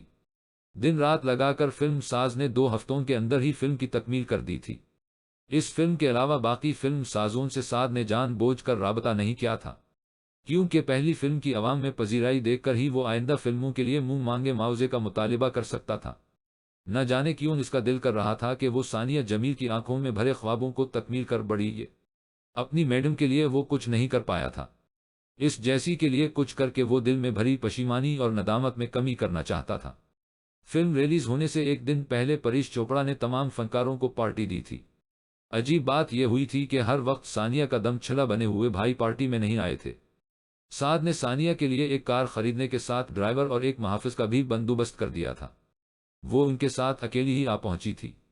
اس کا لباس دیکھ کر زیادہ تر لوگ ہنس پڑے تھے۔ کھلی قمیص کے ساتھ سر پر اوڑھے دوپٹے سے وہ اس تقریب کے لیے مزاح کا سبب ہی بنی تھی، لیکن اس لباس میں دیکھ کر نہ جانے کیوں سعد کو بہت اچھا لگا تھا۔ وہ کلپنا کو ایسا لباس پہننے پر مجبور کیا کرتا تھا، لیکن وہ فیشنیبل کپڑوں کی شوقین تھی اور اکثر اس بات پر سعد کی اس سے خفگی بھی ہو جاتی۔ وہ زیادہ دیر سے خفا نہیں رہنے دیتی تھی کہ سعد کو منانا اس کے بائیں ہاتھ کا کھیل تھا۔ وہ صرف ایک جملہ کہا کرتی، سعدی نہیں نا، اور سعد ہتھیار ڈال دیتا تھا۔ پارٹی شروع ہونے کے تھوڑی دیر بعد ایک اور ڈرامہ ہوا تھا۔ جان بوجھ کر یا انجانے میں ثانیہ نے وسکی کا گلاس اٹھا کر چند گھونٹ لیے اور پھر لڑکھڑا کر فرش پر گر گئی۔ سعد نے آگے بڑھ کر اسے سہارا دے کر صوفے پر بٹھا دیا۔ تمام مہمان زور زور سے ہنسنے لگے تھے۔ کلپنا بہت زیادہ شراب نوشی کیا کرتی تھی، بعد میں سعد کی وجہ سے اس نے شراب نوشی میں کافی کمی کر دی تھی، البتہ واضح نظر آ رہا تھا۔ خانہ بدوش ثانیہ نے زندگی میں پہلی بار شراب چکھی تھی۔ سعد ساتھ بیٹھ کر اسے سمجھانے لگا، دیکھو ثانیہ، یہ کوئی اچھی چیز نہیں ہے، بہتر ہوگا آئندہ اسے منہ سے نہ لگاؤ۔ وہ نادم لہجے میں بولی، منے پتہ نہ ہوت یہ اتنی خراب ہوت ہے، اچھائی برائی کورنے دو، بس تم نے آئندہ شراب پینے کی کوشش نہیں کرنا۔ وہ وارفتگی سے بولی، تھاری ساری باتاں پا عمل کروں گی۔ سعد ٹھنڈا سانس بھر کر رہ گیا تھا۔ لگتا تھا ثانیہ کو کوئی اچھی طرح پڑھا چکا تھا کہ وہ سعد کو کیسے قابو کر سکتی تھی، اور ایسا کرنے والا شاہ زیب کے علاوہ کون ہو سکتا تھا۔ یہ بھی ممکن تھا کہ یہ سعد کا وہم ہوتا اور وہ خود بخود اس کی چاہت میں مبتلا ہو گئی ہو۔ ریلیز ہونے کے ساتھ ہی فلم نے کامیابی کے ریکارڈ توڑ دیے تھے۔ وہ کھڑکی توڑ رش ہوا کے ٹکٹ بلیک میں بھی نہیں مل رہے تھے۔ کوشش کے باوجود ناظرین یہ اندازہ نہیں لگا پا رہے تھے کہ اصل کلپنا پر کن مناظر کی عکس بندی ہوئی تھی اور ثانیہ کس کس منظر میں جلوہ گر ہوئی ہے۔ منجھے ہوئے ناقدین بھی آواز کے ہلکے سے فرق کی وجہ سے ثانیہ اور کلپنا کے درمیان تمیز کر پائے تھے، کیونکہ ثانیہ کے ہندی نہ جاننے کی وجہ سے مکالمے کسی اور لڑکی آواز میں ریکارڈ کیے گئے تھے۔ البتہ وہ ناقدین گانوں میں ثانیہ اور کلپنا کی تمیز نہیں کر سکے تھے۔ فلم نے ریلیز ہونے کے ساتھ کئی ریکارڈ اپنے نام کر لیے تھے۔ پریش چوپڑا کی خوشی کا کوئی ٹھکانہ نہیں تھا، اور اس کے ساتھ ہی ثانیہ کے گھر فلم سازوں کی قطار لگ گئی تھی۔ کلپنا کی ادھوری فلموں کی تکمیل کے لیے فلم ساز منہ مانگا معاوضہ دینے کی آفر کر رہے تھے۔ زیادہ تر فلم سازوں کی یہی کوشش تھی کہ سعد کو درمیان سے ہٹا کر وہ ثانیہ اور اس کے بھائیوں کے ساتھ مکمکا کر لے، مگر ثانیہ نے سعد کی غیر موجودی میں کسی قسم کے معاہدے اور بات چیت سے انکار کر دیا تھا۔ اس کے بھائیوں کو بھی سعد کی اہمیت کا اندازہ ہو گیا تھا۔ ہمیشہ بہن پر حکم جمانے والے بھائیوں نے اس معاملے میں بہن ہی کا ساتھ دیا تھا۔ فلم سازوں کی کوششیں سعد کی نظر سے بھی اوجھل نہیں تھی۔ اتنا اندازہ تو اسے بھی تھا کہ ثانیہ یا اس کے بھائیوں کو اب اس کی ضرورت نہیں رہی تھی۔ وہ خود بھی ثانیہ کے قریب نہیں جانا چاہتا تھا کہ کلپنا کی یاد اب تک وہ اپنے دل سے محو نہیں کر سکا تھا۔ لیکن جب فلم ساز دوبارہ اس کے ساتھ رابطے کی کوشش کرنے لگے، اس کے ساتھ ثانیہ نے بھی کال کر کے اسے بتا دیا کہ وہ اس کی مرضی کے بغیر ایک قدم بھی نہیں اٹھائے گی، تب وہ ایک بار پھر میدان میں اتر آیا۔ پہلے ہی فلم ساز کے سامنے جب اس نے 6 کروڑ کا نام لیا، وہ حیرت سے اچھل پڑا تھا۔ اتنا معاوضہ کوئی بھی بڑی ہیروئن پوری فلم کا لیتی ہے۔ راہول کپور کا لہجہ طنز سے پر تھا۔ راہول صاحب، میڈم ثانیہ بھی جس اداکارہ کی جگہ کام کر رہی ہے، وہ بالی ووڈ کی صف اول کی اداکارہ تھی۔ دوسرا، میں نے زبردستی نہیں کی اپنا مطالبہ پیش کیا ہے، آپ انکار کر دیں۔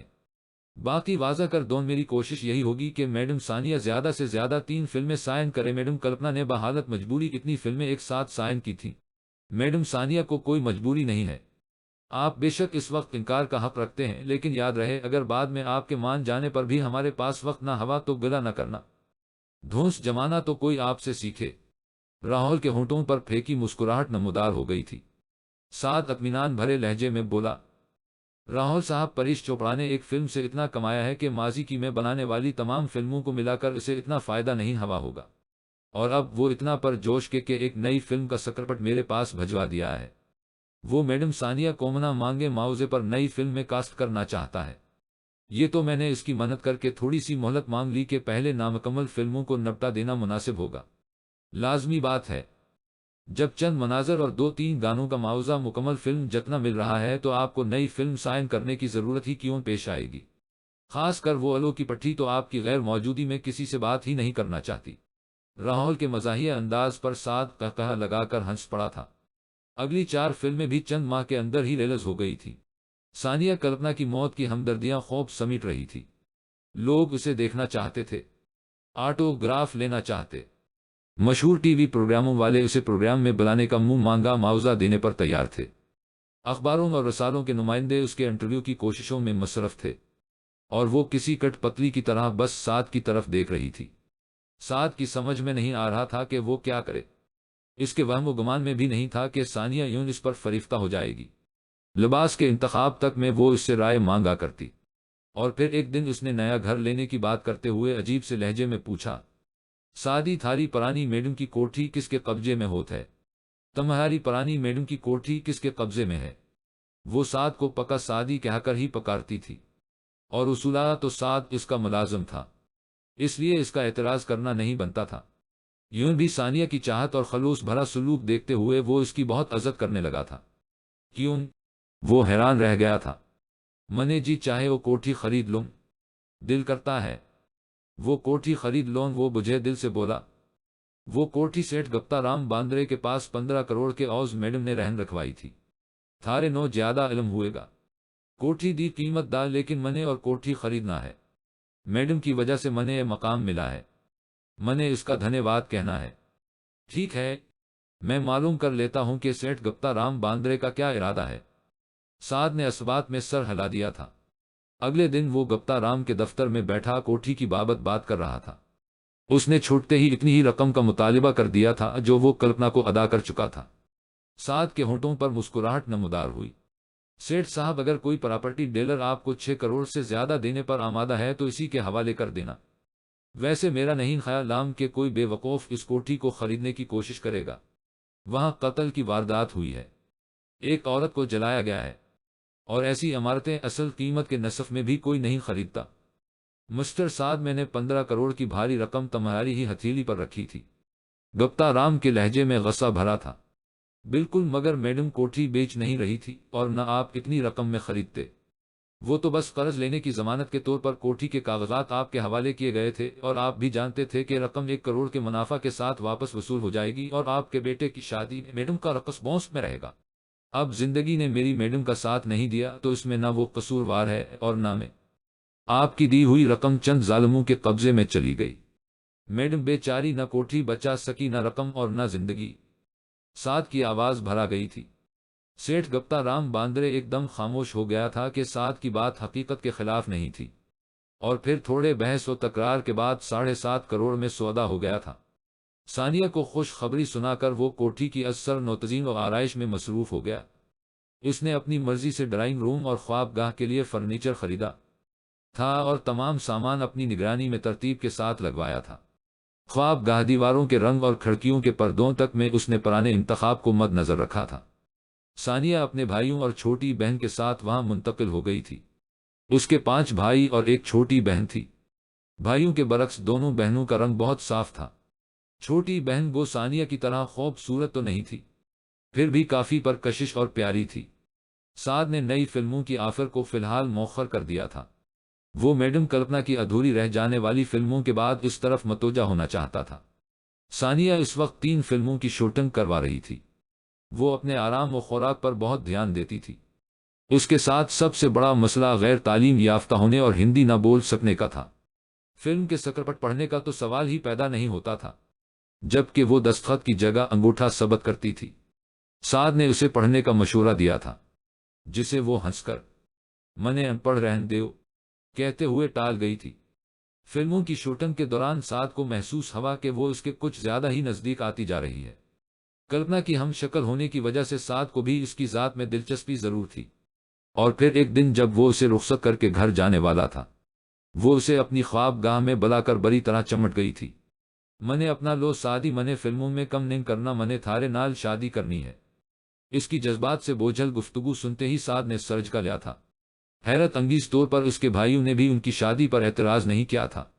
کافی لوگوں نے ثانیہ جمیل کے بھائیوں اور خود اسے سمجھانا چاہا کہ ایک لڑکی شادی کرنے کے بعد نمبر 1 کی دوڑ سے نکل جایا کرتی ہے، مگر ثانیہ نے کسی کی بات کو بھی درخور اطمینان جانا تھا۔ اس نے میڈم کلپنا کی رہ جانے والی فلموں کی تکمیل کے بعد فلمی دنیا کو خیر بات کہنے کا اعلان کر دیا تھا۔ لڑکی وداع ہو کر شوہر کے گھر جاتی ہے، لیکن اس نے سعد کی منت کر کے اسے راضی کر لیا تھا کہ وہ دونوں کلپنا کی کوٹھی ہی میں رہیں گے۔ یوں بھی اس کوٹھی کا تعلق اس کی جان حیات سے تھا، اس لیے اس نے اعتراض کرنے کی ضرورت محسوس نہیں تھی۔ سعد نے دھڑکتے دل کے ساتھ حجلہ اروسی میں قدم رکھا۔ اس کے احساسات عجیب سے ہو رہے تھے۔ اس دن کی تمنا تو اس نے کلپنا کے ساتھ منانے کی تھی، لیکن کلپنا اس کے مقدر میں نہیں تھی۔ بیڈ پر وہ سرخ گٹھڑی کی صورت بیٹھی تھی۔ سعد 2-3 منٹ تو الفاظ کو دماغ میں ترتیب دیتا رہا اور پھر دھیمے لہجے میں بولا، "ثانیہ، شاید میں تمہیں اتنی چاہت اور پیار نہ دے پاؤں جس کی تم حقدار ہو، کیوں کہ کوشش کے باوجود میں اسے بھلا نہیں پایا۔ وہ آج بھی پہلے دن کی طرح میرے دل و دماغ میں بسی ہوئی ہے۔ تم سر تاپا اس کے جیسی ہو، بس وہ نہیں ہو، اور اس دل نے ہمیشہ اسی کو مانگا ہے۔ میری کوتاہیوں اور لغزشوں کو مجبوری جانتے ہوئے معاف کر دینا۔ میں تمہارے حقوق کی بجا آوری میں کوئی کسر نہیں چھوڑوں گا، لیکن دل کے معاملے میں اپنی بے بسی کا اعتراف میں پہلے کر چکا ہوں"۔ ایک گہرا سانس لیتے ہوئے وہ لمحہ بھر کو خاموش ہوا، پھر جیب سے ایک ڈبہ نکال کر اس نے کھولا۔ اس میں چاندی کی نگینہ جڑی خوبصورت چوڑیاں موجود تھیں۔ جانتی ہو، کلپنا کو سونا اچھا نہیں لگتا تھا۔ اس نے کہا تھا کہ وہ منہ دکھائی میں چاندی کی چوڑیاں لے گی، اور جس دن اس نے مجھے یہ کہا تھا، اس سے اگلے دن میں نے چوڑیاں بنوا کر رکھ لی تھی، مگر ان چوڑیوں کی قسمت میں وہ ریشمی کلائیاں نہیں تھی۔ اور برا نہ منانا کہ میں ہر بات میں اس کا ذکر کر رہا ہوں، مجھے بے بس جانتے ہوئے معاف کر دینا۔ معذرت کے انداز میں کہتے ہوئے اس نے ثانیہ کے ہاتھ پر چوڑیوں والا ڈبہ رکھ دیا۔ "منے پنا وید دو"۔ اس کے کانوں میں ثانیہ کی مدھر آواز گونجی۔ سعد خاموشی سے اس کی کلائیوں میں چوڑیاں گھننا ڈالنے لگا۔ کلپنا کے ہاتھوں کو وہ کئی بار چھو چکا تھا۔ حیران کن طور پر ثانیہ کے ہاتھ بھی بالکل اسی کے جیسے تھے۔ غیر ہوتی دل کی دھڑکنیں کہہ رہی تھی، یہ وہی ہاتھ ہیں، مگر حقائق اس کے خلاف تھے۔ اس نے ثانیہ کا گھونٹ الٹا اور اس کا سانس رکنے لگا تھا۔ محبوب کی شکل نے آنکھوں کے سامنے آ کر جذبات میں ہلچل مچا دی تھی۔ وہ وارفتگی سے اسے دیکھنے لگا۔ وہ دل آویز مسکان ہونٹوں پر بکھیرتے ہوئے کہنے لگی، "تھارے کو تو اس کا متبادل مل گیا ہے"۔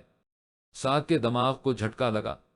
بالکل یہی بات کلپنا نے بھی کی تھی کہ اگر میں مر گئی تو میرا متبادل تو تمہیں مل جائے گا۔ اس کا دل جیسے کسی نے مٹھی میں لے لیا تھا۔ ایک دم اٹھ کر وہ دروازے کی طرف بڑھا۔ "ایک منٹ سعدی"۔ ثانیہ نے فوراً اسے پکارا تھا۔ وہ گلو گیر لہجے میں بولا، "ثانیہ، میں تھوڑی دیر اکیلا رہنا چاہتا ہوں، پلیز مجھے معاف کر دینا"۔ "تم ثانیہ کو چھوڑ کر جا سکتے ہو، اپنی میڈم کو نہیں"۔ بیڈ سے اتر کر اس نے سعد کا ہاتھ تھام لیا تھا۔ "جانتا ہوں کہ تم اس کی ہم شکل ہو، مگر وہ تو نہیں ہونا"۔ पागल। होंठों पर प्यार भरी मुस्कान लाते हुए वो उसके करीब आई। मैं तुम्हारी मैडम हूँ मेरी जान, सचमुच तुम्हारी कल्पना। वो हैरत से उछल पड़ा था, वो हकला गया था। उसके साथ ही उसे ख्याल आया कि वो मुसलसल साफ हिंदी में बात कर रही है, जबकि सानिया चंद अल्फाज से ज्यादा हिंदी नहीं बोल सकती थी। हाँ मेरी जान। वो उसे खींचकर बेड तक लाई। वही कल्पना जिसके मसाइल की वजह से तुम सो नहीं सकते थे, जिसकी परेशानियां अब भी तुम्हारे दिमाग से महू नहीं हो सके, वही कल्पना जिसने कहा था कि अगर वो मर गई तो इसका मुतबादिल तुम्हें मिल जाएगा। वही कल्पना जिसने तुम्हारे लिए इस्लाम तो कबूल कर लिया था लेकिन इजहार की जुर्रत न कर सकी। तुम्हारी और सिर्फ तुम्हारी कल्पना। साथ गविया पत्थर का हो चुका था। ये सब कैसे हवा, तुम तो जल चुकी थी। और वो हंसी, सब ड्रामा था। याद है ना, मैं हर हफ्ते काले हिजाब में जनरल अस्पताल आम जाकर मरीजों की इयादत क्या करती थी। एक बार मुझे इमरजेंसी वार्ड में 5 जवान अपनी छोटी बहन के गिर्द बैठे रोते नजर आए। मालूम करने पर पता चला कि उनकी बहन दिल के दिल वालों बंद थे और उनके पास इलाज की रकम मौजूद न थी। मुझसे इन 5 भूले भाले जवानों का रोना बर्दाश्त न हो सका। माली मुश्किलात का शिकार होने के बावजूद मैंने उनकी बहन का इलाज करवा दिया। 2 माह बाद उनकी बहन बिल्कुल ठीक ठाक थी और वो तमामीम मुझसे इतनी अकीदत और एहतराम से पेश आ रहे थे कि शर्मिंदगी होती थी। वो बार बार कहते कि काश वो मेरे एहसान का बदला चुका सकते। उन्हीं दिनों शूटिंग की मसरूफियत की वजह से मैं कुछ लिख नहीं पा रही थी, लेकिन एक नई कहानी का प्लाट मेरे दिमाग में मौजूद था जो मेरी जिंदगी पर मुंतबक होता था। बस बजाय इस पर कुछ लिखने के मैंने वो अमली जिंदगी में फिल्माने का प्रोग्राम बना लिया और इस जमन में सराज और अमान को एतमाद में ले लिया। बगैर किसी झिझक के वो मेरी मदद करने पर तैयार हो गए थे। उनकी छोटी बहन का नाम सानिया था जो मैंने अपना लिया। अपनी मौत का ड्रामा रचाने से पहले अपनी हम शक्ल का चर्चा करवा दिया। रोजाना शूटिंग से वापसी पर मैं तुम्हारे जाते ही बरका ओढ़कर अपनी रस्ते से घर से निकलती, जहां एक सोज की वेन लेकर अमान से छोटा भाई फखर मौजूद होता था। स्टेज शो में आधे घंटे की परफॉर्मेंस दिखाकर मैं फखर ही के साथ लौट आया करती। मेरी हम शक्ल का चर्चा होते ही मैंने कल्पना को मरवा दिया। इस मंसूबे पर अमल करने से 2 हफ्ते पहले मैंने घर में खुफिया कैमरे लगवा दिए थे ताकि मेरी मौत में किसी को शुबा न रहे। डकैती के दिन थिएटर से वापस आते ही मैंने घर की बिजली का मेन स्विच ऑफ करके बाज़ाहिर इलेक्ट्रिशियन को बुलवाया, लेकिन इलेक्ट्रिशियन के रूप में सराज और अमान सोज की वेन में वो एक लावारस लड़की लाश छपा कर लाए थे। मुलाजमों को बहाने से दाएं बाएं करके मैंने अपनी निगरानी में लाश बेड बड़ी ये नीचे रखवाई और वो मेन स्विच ऑन करके चले गए। तिजोरी में मौजूद भारी रकम में पहले ही उस कोठी में मौजूद खुफिया तहखाने में मुंतकिल कर चुकी थी, जिसके बारे सिर्फ मैं ही जानती हूँ। बाकी मेरा और फखर भाई का फर्जी मकालमा, गोली लगना, ख्वाबगाह को आग लगाना, ये सारा पुलिस को भटकाने के लिए था। मेरी फर्जी लाश जलकर राख हो गई, यूं पहचान का टंटना भी खत्म हो गया था। इसके बाद के मसाइल आसान थे और आपके सामने हैं। मुझे उस मंसूबे से क्यों बाहर रखा? खफगी भरी लहजे में कहते हुए उसने गला क्या। वो नाज भरे अंदाज में मुस्कुराई, क्योंकि मैं जानती हूं कि अदाकारी तुम्हारे बस का रोग नहीं है। दूसरा, मेरी मौत के बाद तमाम की नज़रों ने तुम्हें घेरे में ले लेना था। अगर पुलिस शबे की बुनियाद पर तुम्हें तशद्दुद का निशाना बनाती या मोहनदास वगैरह को की ऐसी कार्रवाई करते तो शायद तुम्हारे मुंह से कोई उल्टी सीधी बात निकल जाती। इसी वजह से तुम्हें इस मंसूबे की हवा भी न लगने दी। अब क्या इरादा है? साथ जैसे हवाओं में उड़ रहा था। अब जो मेरा सादी चाहे। चंद माह के अंदर बच जाने वाली अधूरी फिल्मों की तकमील के बाद फिल्मी दुनिया को खैर बात कह दूंगी, क्योंकि उर्दू तो सही तरह बोल नहीं सकती। एक अनपढ़ लड़की का फिल्मों से क्या वास्ता। बस मैं और मेरा सादी दुनिया की सैर को निकलेंगे। और साद ने असबात में सर हिलाते हुए उसे आगोश में समेट लिया।